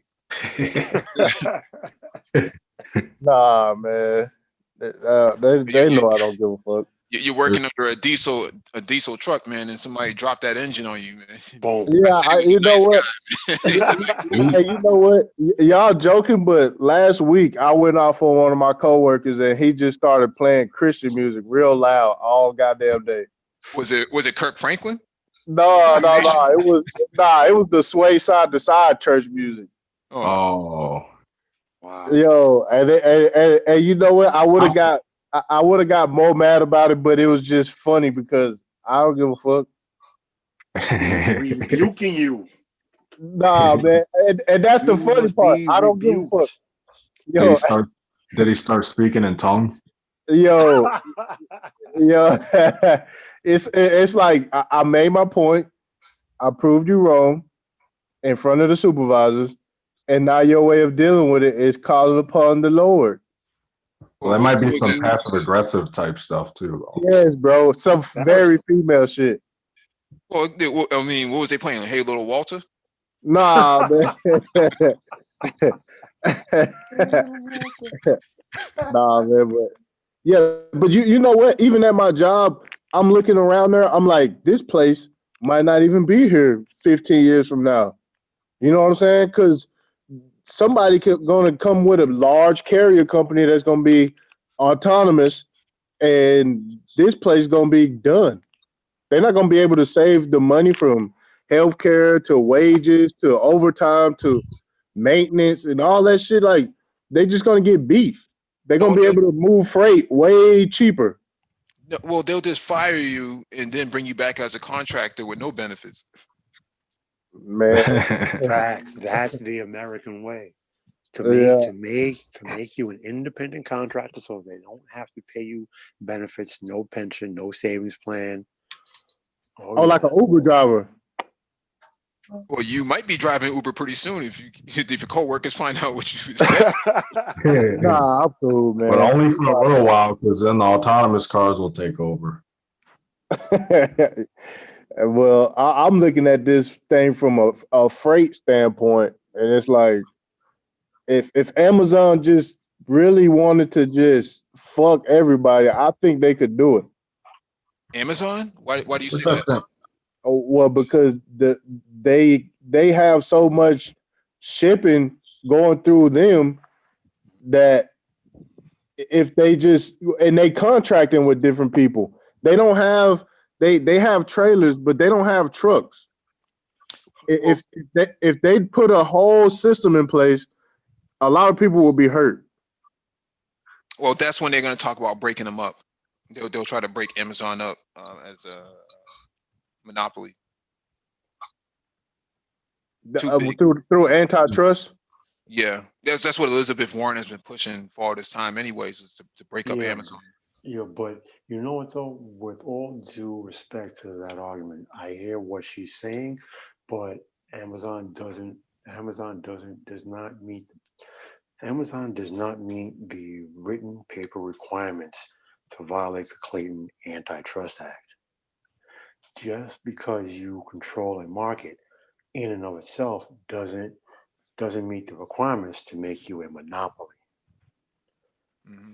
Because Amazon, they're big and they're large overall, but they don't actually dominate or control any one area that they're actually in.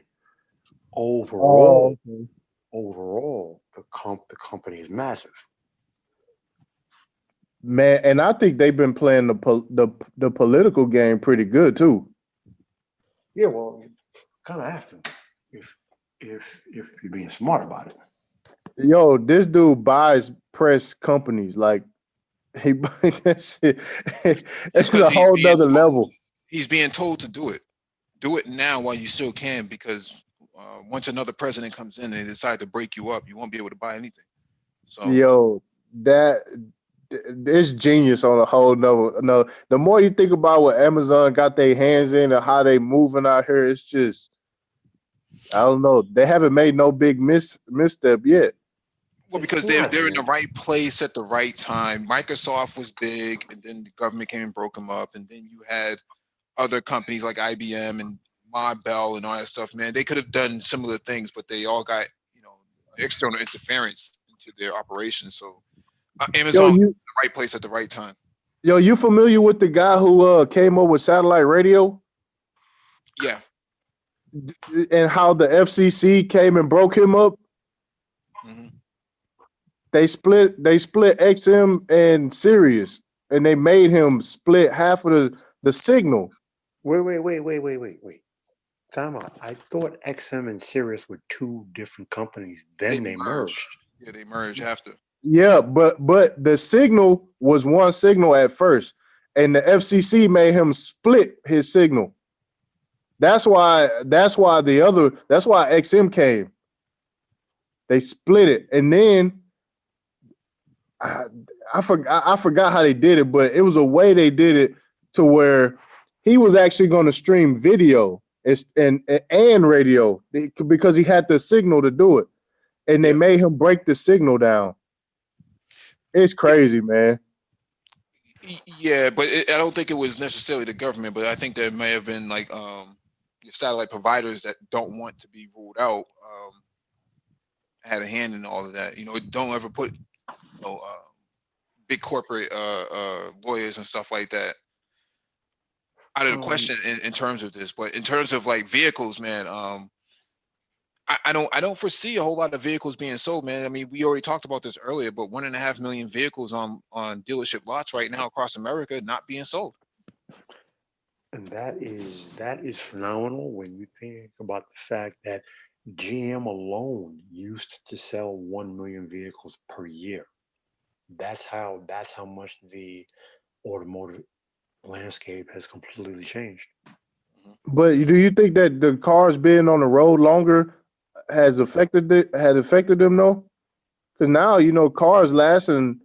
Well, a lot of Japanese cars or whatnot, the quality they've been on the road. Like people just not switching cars no more. You have cars 5-6 years deep in the game now. They mortgaging them. They financing them for 7 years now. No, because they don't have the credit score to keep it for the traditional length of time, like 3 or 4 years, right? It's just one of those things, man. People are uncertain about the market, so they're not jumping in and out of vehicles like they used to. Plus, I mean, what else are you going to buy anyways? I mean, if you look at the interior of a Ford Focus 2004 compared to now, it hasn't really changed all that much, man. Because he said interior. Yeah, incel interior, man. That's what it is, man. Ford incel. Yo, I just think it's a lot of cars that's not being taken off of the road. That could be the case too. Yeah, it's cheaper to hold on. It's cheaper to hold on to a car for longer and just keep it up and maintain it for a lot of people. Well, look at the warranties. I mean, Hyundai offers you a 10-year, 100,000-mile warranty on right. Oh, so I think Mitsubishi does too. Well, yeah, well, you would think with their cars, man, especially that especially that Mitsubishi, the Mirage. Yeah, the Mirage G4. Like G4, really? Like what does that even mean? Remember the video game show G4 from back in the day? Yeah, when I first saw it from a distance, I thought it said G Unit, and I was like, damn, 50 of them came up. No, you were just looking at a Mirage, Mike. Yeah, that's what it was. That's what it was. Mirage. Especially in the black community where it's a food desert. hey, Mike, but check this out. These new cars are they ugly. They not like they design don't draw from any kind of inspiration. It's what did I say? Weird shit on the market. Like it's not cool to make good looking cars anymore. That's a good point because I just earlier when I first got on the stream, I mentioned the Land Rover Defender. And I'm not sure if you guys have been keeping up, but the Land Rover Defender, is a vehicle that still commands a premium in its previous iteration because it has time what you consider timeless styling. And so Land Rover, I don't know if they're trying to capitalize on the Defender name, but they're bringing back the Defender, but they're making it look basically like the rest of the models in their lineup. So there is no unique character. Like if you look at the Gladen wagon looks distinctly different from the rest of the Mercedes lineup. So there's I guess a nostalgia associated with that vehicle, just like the Defender, and they missed the ball because now they're just making it look like the rest of their lineup. It's like, what's the compelling factor for buying that actual new Defender? I'm not a fan of the car manufacturer making the whole line look the same. Like Lexus is doing that. They call it design language. No, I'm not buying it. BMW started that because if you look at Beamers, a 3 Series looks like a small 5, and a 7 Series looks like a really big 5. They look the same. There used to be a time where the 3 Yeah, but looked like the 3, the 5 looked like the 5, and the 7 looked like the 7. You could tell it was a Beamer, but they looked different. Now everything looks exactly the same. Even even Mercedes has bitten that bug because the C series looks like a small E, and the E looks like a small S. And So how do personally, you I explain don't how like do you it. explain Porsche's 911? Because Porsche Car Club of America, they have so much power that that 911 can't be changed. And it's funny how many, if you read Mhm, articles in the car magazines over the years, mhm. people at Porsche have said they have tried and they have tried. The reason why we even had the 912, the 914, the 928, and the 944 Right. because they were trying to move to get away from the 911, and they just can't. Well, So Porsche Car Club of America isn't that's kind of random. Like wouldn't you think a German Porsche Car Club would have more sway? they don't No, have to. because most 911s are sold in America. I want to say off Oh, the top of my head, I saw an article in Car and Driver years ago, 64 to 68% at that time of that article of Porsches were sold in continental North America. So wow. Porsche has to listen. yeah, I bet this old guy, he was part of Porsche Club of America, and he was saying that even back in the day, they would you pay for your membership. They had newsletters and stuff. They were some of the first people with emails and forums. Like they involved with each other. Oh, yeah, I mean, it's a Hmm. fraternity. It's a fraternity. Same thing for Ferrari too. I mean, Ferrari treats you very well, for the most part. But Doesn't McLaren too? McLaren well, yeah, McLaren does treat you well, but they're not as big, right? There's only a few. Yeah. McLaren is still run like a boutique shop, so there's only like a Okay. dozen. There's only like a dozen or so engineers there. There was only 9 engineers that actually Huh. designed the MP412C. And But I just think these cars are ugly, man, and that's a main driver and why things getting funky right now. well, I mean, Yeah. you have to keep in mind that the American market, man, is very bland. They don't really care too much about styling to that extent. If you look at the Dodge Neon, the Ford, um, what was the one before the Focus? The Escort, Fiesta, the Escort. Escort. What's the other one from? Uh, Contour. no, not the Ford. So you have Ford, Chrysler, GM. GM's the Chevy Corsica, Cobalt. the Corsica.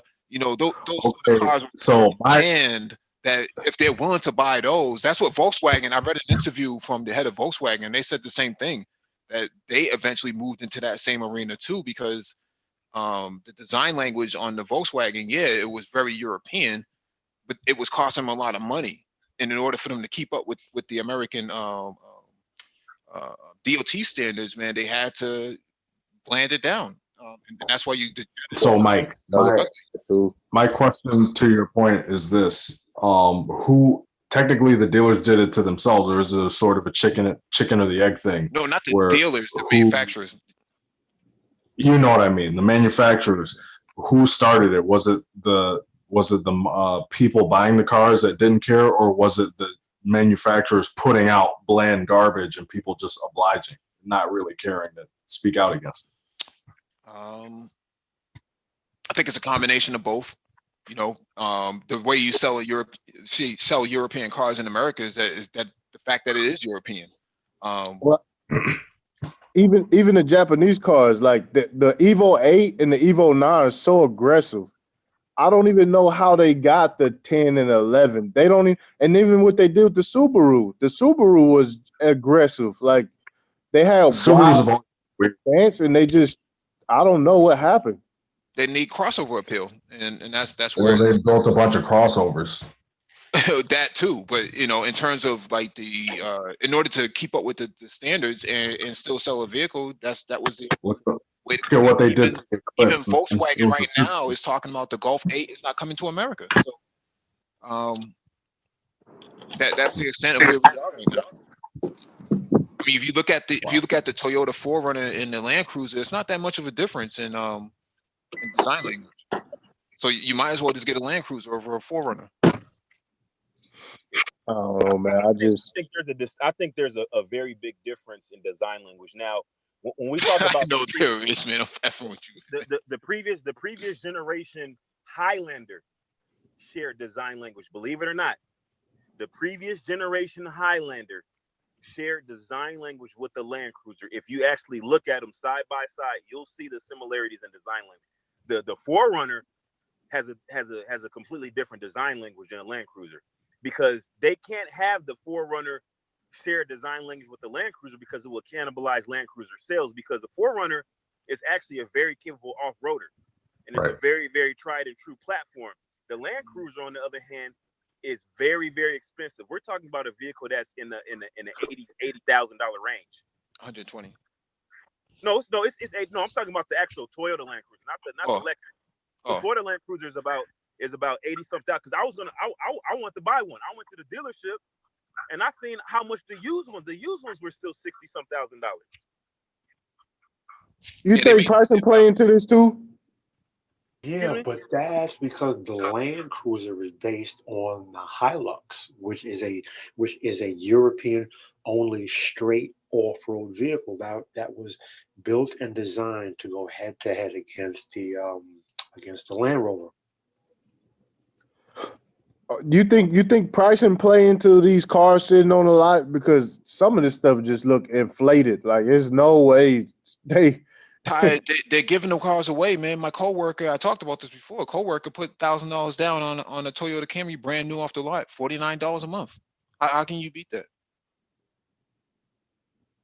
Damn, man. I don't know, man. It's a funky time for the auto industry, man. They produce too many cars. That's the problem, Ty. They produce way too many cars. People don't really need cars in that extent, and that's why you see in these car share programs get developed now. I think Porsche is working on one in Atlanta. That's I think that's already live. But that's what I'm saying. The supply over the demand, though. That's what I'm saying. I think the They pricing had is. to produce the cars, though. Their shareholders are saying pump more cars out, and the Oh, okay. dealerships are saying we don't have enough space. Right? Oh, okay. Now Yeah. they've moved to a car sharing program. Like Audi has Silverline, BMW is coming out with one next year.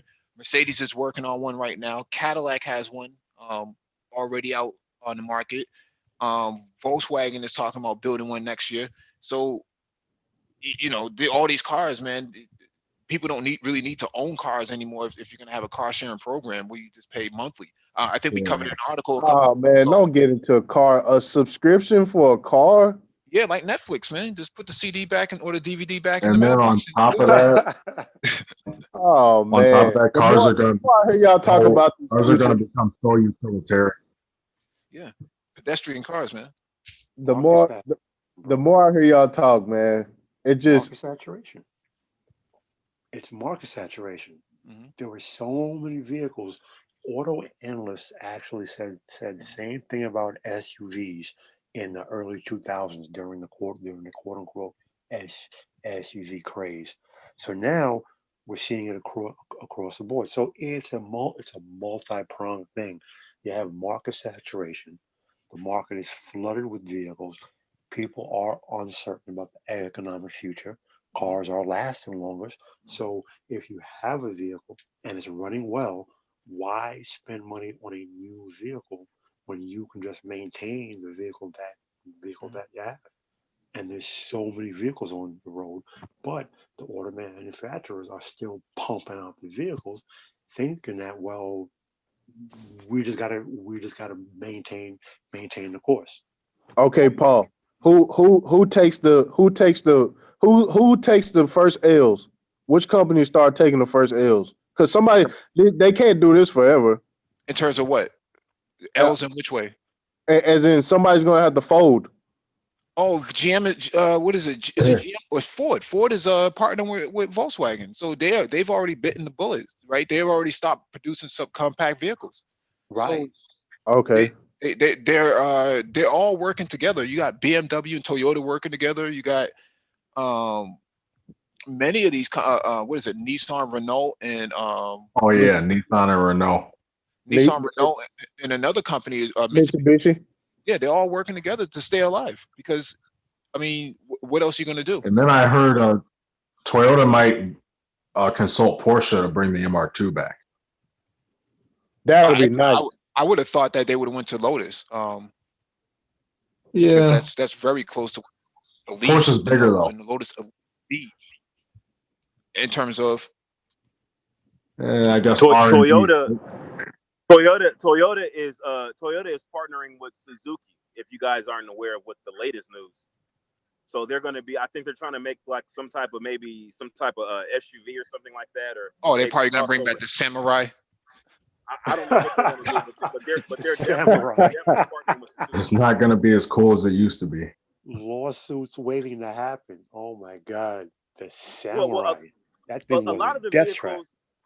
vehicles, a lot of the vehicles are not as cool anymore because you have so many emissions and safety regulations that add to the weight and complexity of the vehicle. Yep. And so you just really can't have those same driving characteristics. So that's the reason why they have to just increase power outputs.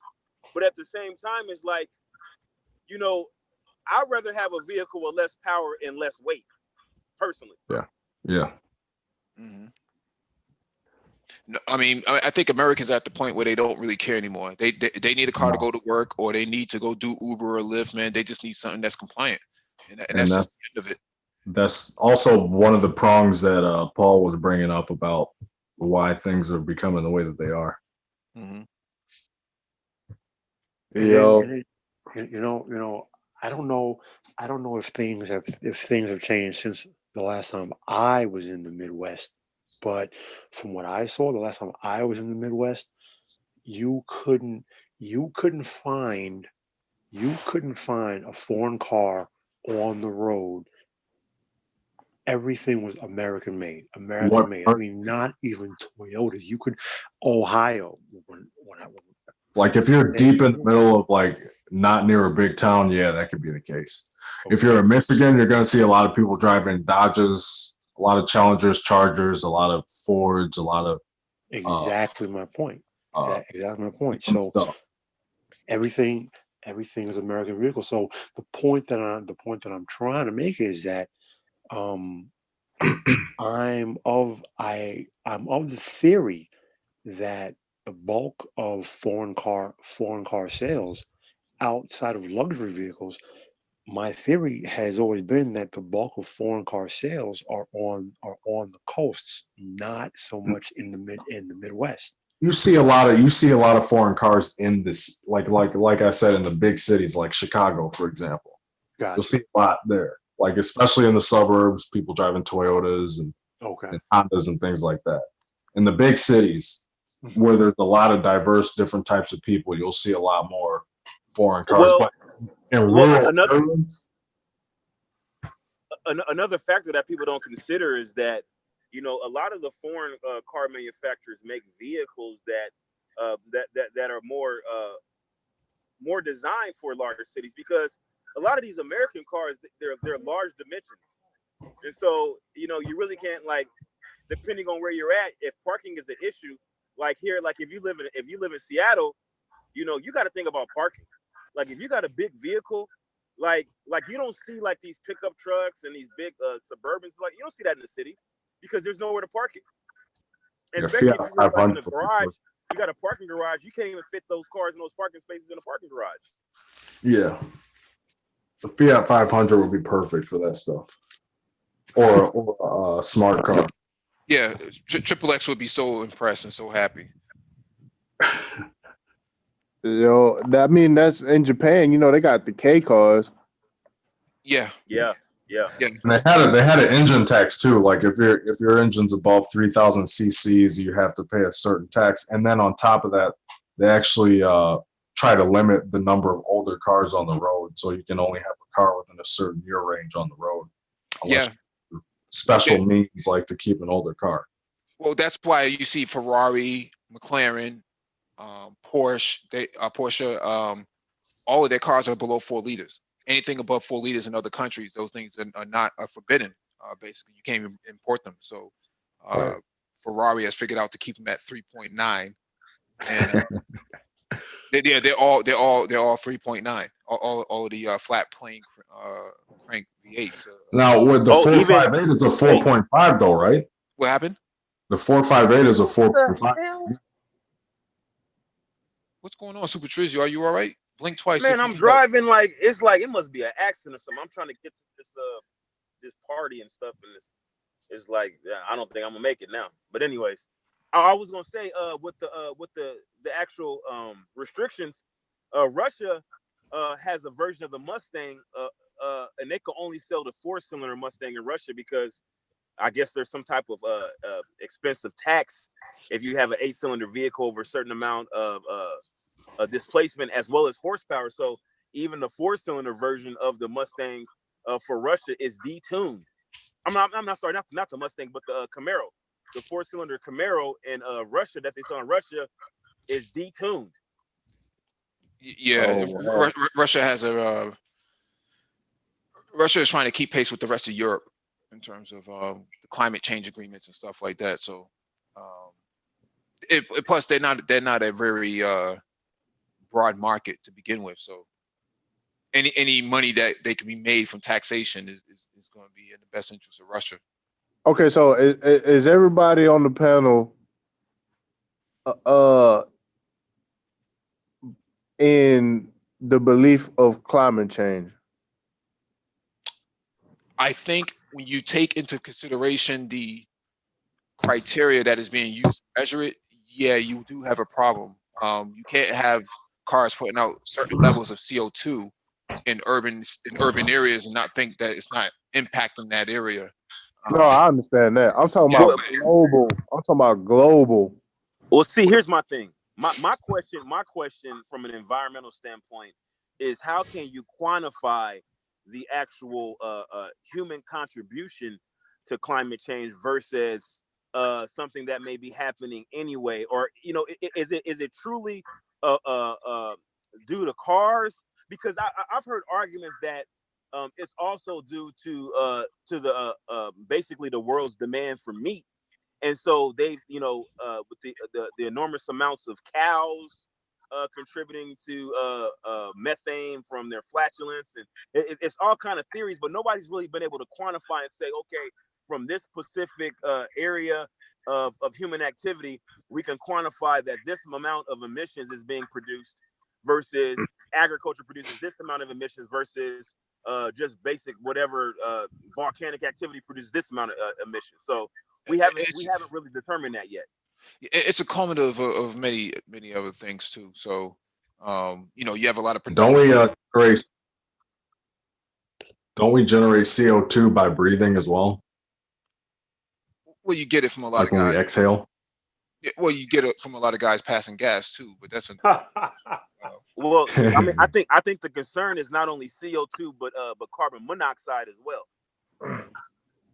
Bro, it's funny you say that because to me it brings me back to a lot of arguments about like ancient Egypt and space technology. Looking at mainstream sources, you're always going to be able to find mainstream sources that will always toe the party line. With that said, the world is industrialized. Fossil fuel emissions keep going up decade after decade after decade. Polar ice cap levels are lower, and just the human test, winters are getting shorter with higher temperatures. and summers are getting cooler. So for anyone who can say that is not a direct result of industrialization, I would ask anyone who says that that is not a case. Look at all of the information, not just what governments tell you or what the mainstream industrial party line tells you. And I would also tell you, look at every other source around the world outside of the USA, because that I find it of note that every other country except the US accepts that people and industrialization and burning of fossil fuels contributes to the negative effects to the climate. The US is the only country that seems to find ways to say that's not the case. That's what I would say. And I would say this. I know when I was growing up in New York City, born and raised, winter lasted from October all the way to the end of April, sometimes even to the beginning of May. Now, we don't get snow. You will not see snow in New York City until January. Yeah, same with Chicago. And you will not see snow after February. I remember when after Halloween we would get snow. And when we got snow, it could be a good month before you saw the sidewalk again. The last 3 or 4 winters, we maybe got 2 or 3 days of snow, 1 inch, half an inch, a day later, gone. And winter, we barely even get winter.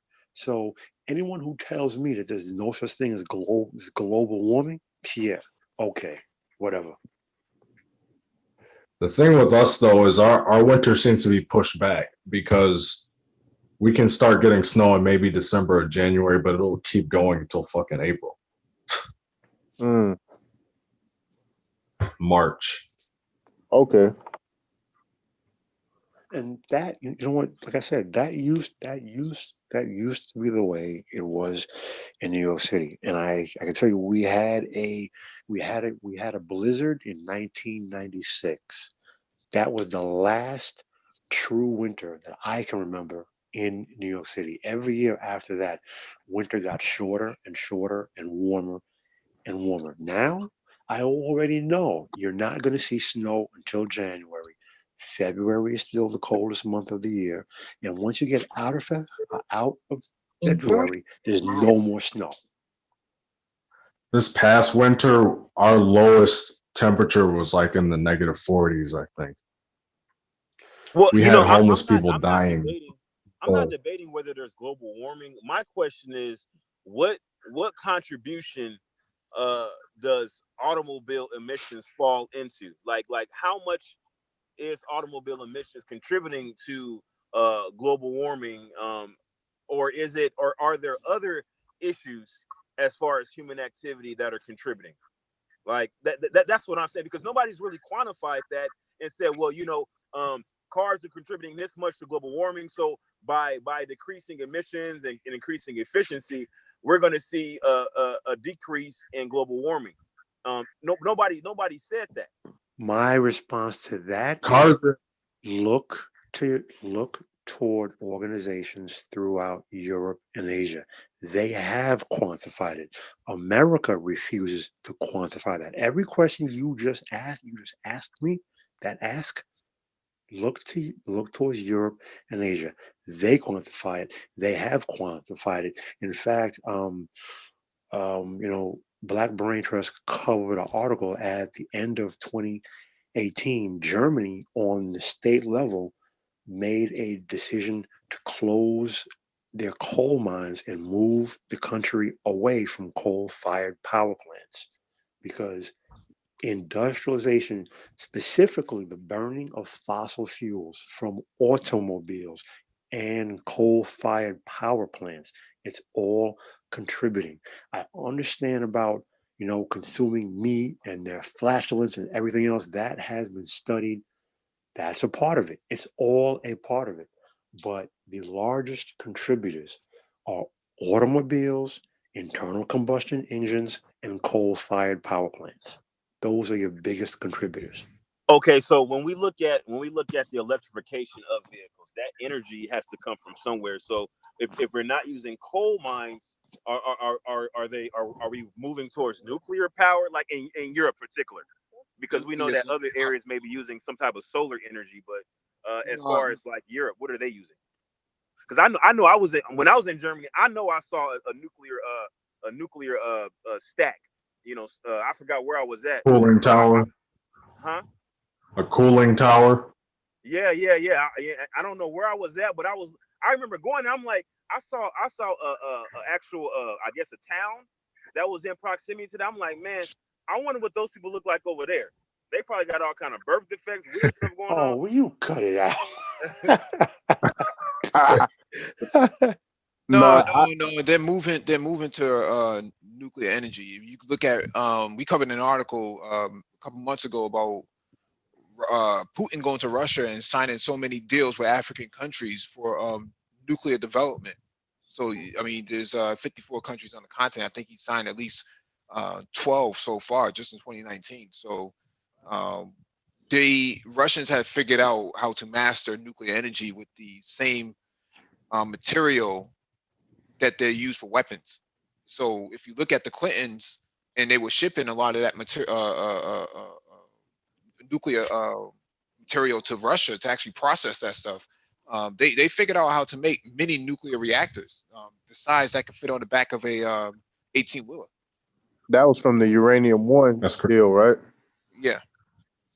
But see, the issue isn't because we understand that the actual nuclear reactor, that's not the issue. The issue is the cooling, which comprises most of the size. But my concern is we've already seen Chernobyl, obviously, but then in Japan, I don't know if it's Fukushima, whatever, however you pronounce that reactor.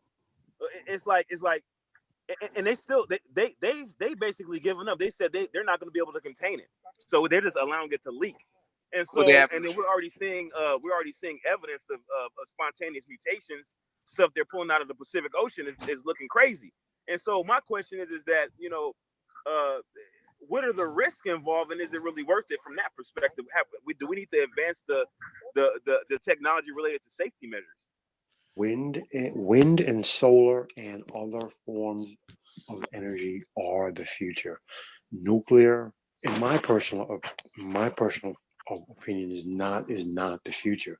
I don't think that it is safe and it is viable long term for us to continually use nuclear radiation as a source of power, because the waste has a half-life of 25,000 years. So where do you store this stuff? So wind, solar, and other alternative forms of power. So the biggest thing, obviously, is getting away from coal-fired power plants. Natural gas is cleaner, but it's still a fossil fuel. So do I have all the answers? No. But there is definitely a global push to move away from internal combustion engines. So that means cars, trucks, buses on the road, and of course, trains and other industrial and military applications. Now, Paul, let me ask you this. Yes, sir. You said something about getting rid of the nuclear waste. What do you think about shooting the nuclear waste outside of Earth's orbit and just letting it go somewhere in space? They've talked about that. Yeah, that's a conversation. Like Mike said, I've been reading about that. That has been discussed since the 1960s. What's come of that? Your guess is as good as mine. And well, here's the problem with that. All I know about that. Here's the problem with that is like the amount of energy required to achieve escape velocity from Earth's gravity. Yeah. You're going to spend an enormous amount of energy jettisoning waste, into the atmosphere. And I don't know. I don't think that's a viable, with this level of technology. We don't have the efficiency. Now, I guess an ideal would be maybe some type of railgun technology where you're using, magnets to launch it, because that would probably be the most fuel efficient. But even that requires an enormous amount of energy. All right, we need to shut down now. we'll be back tomorrow for our economics hangout, and then we can probably pick up on that point about what to do with this nuclear energy and alternative energy. So we'll probably pick that up on tomorrow night. That'd be fun. Peace. Good night, Shalom. gentlemen. Shalom.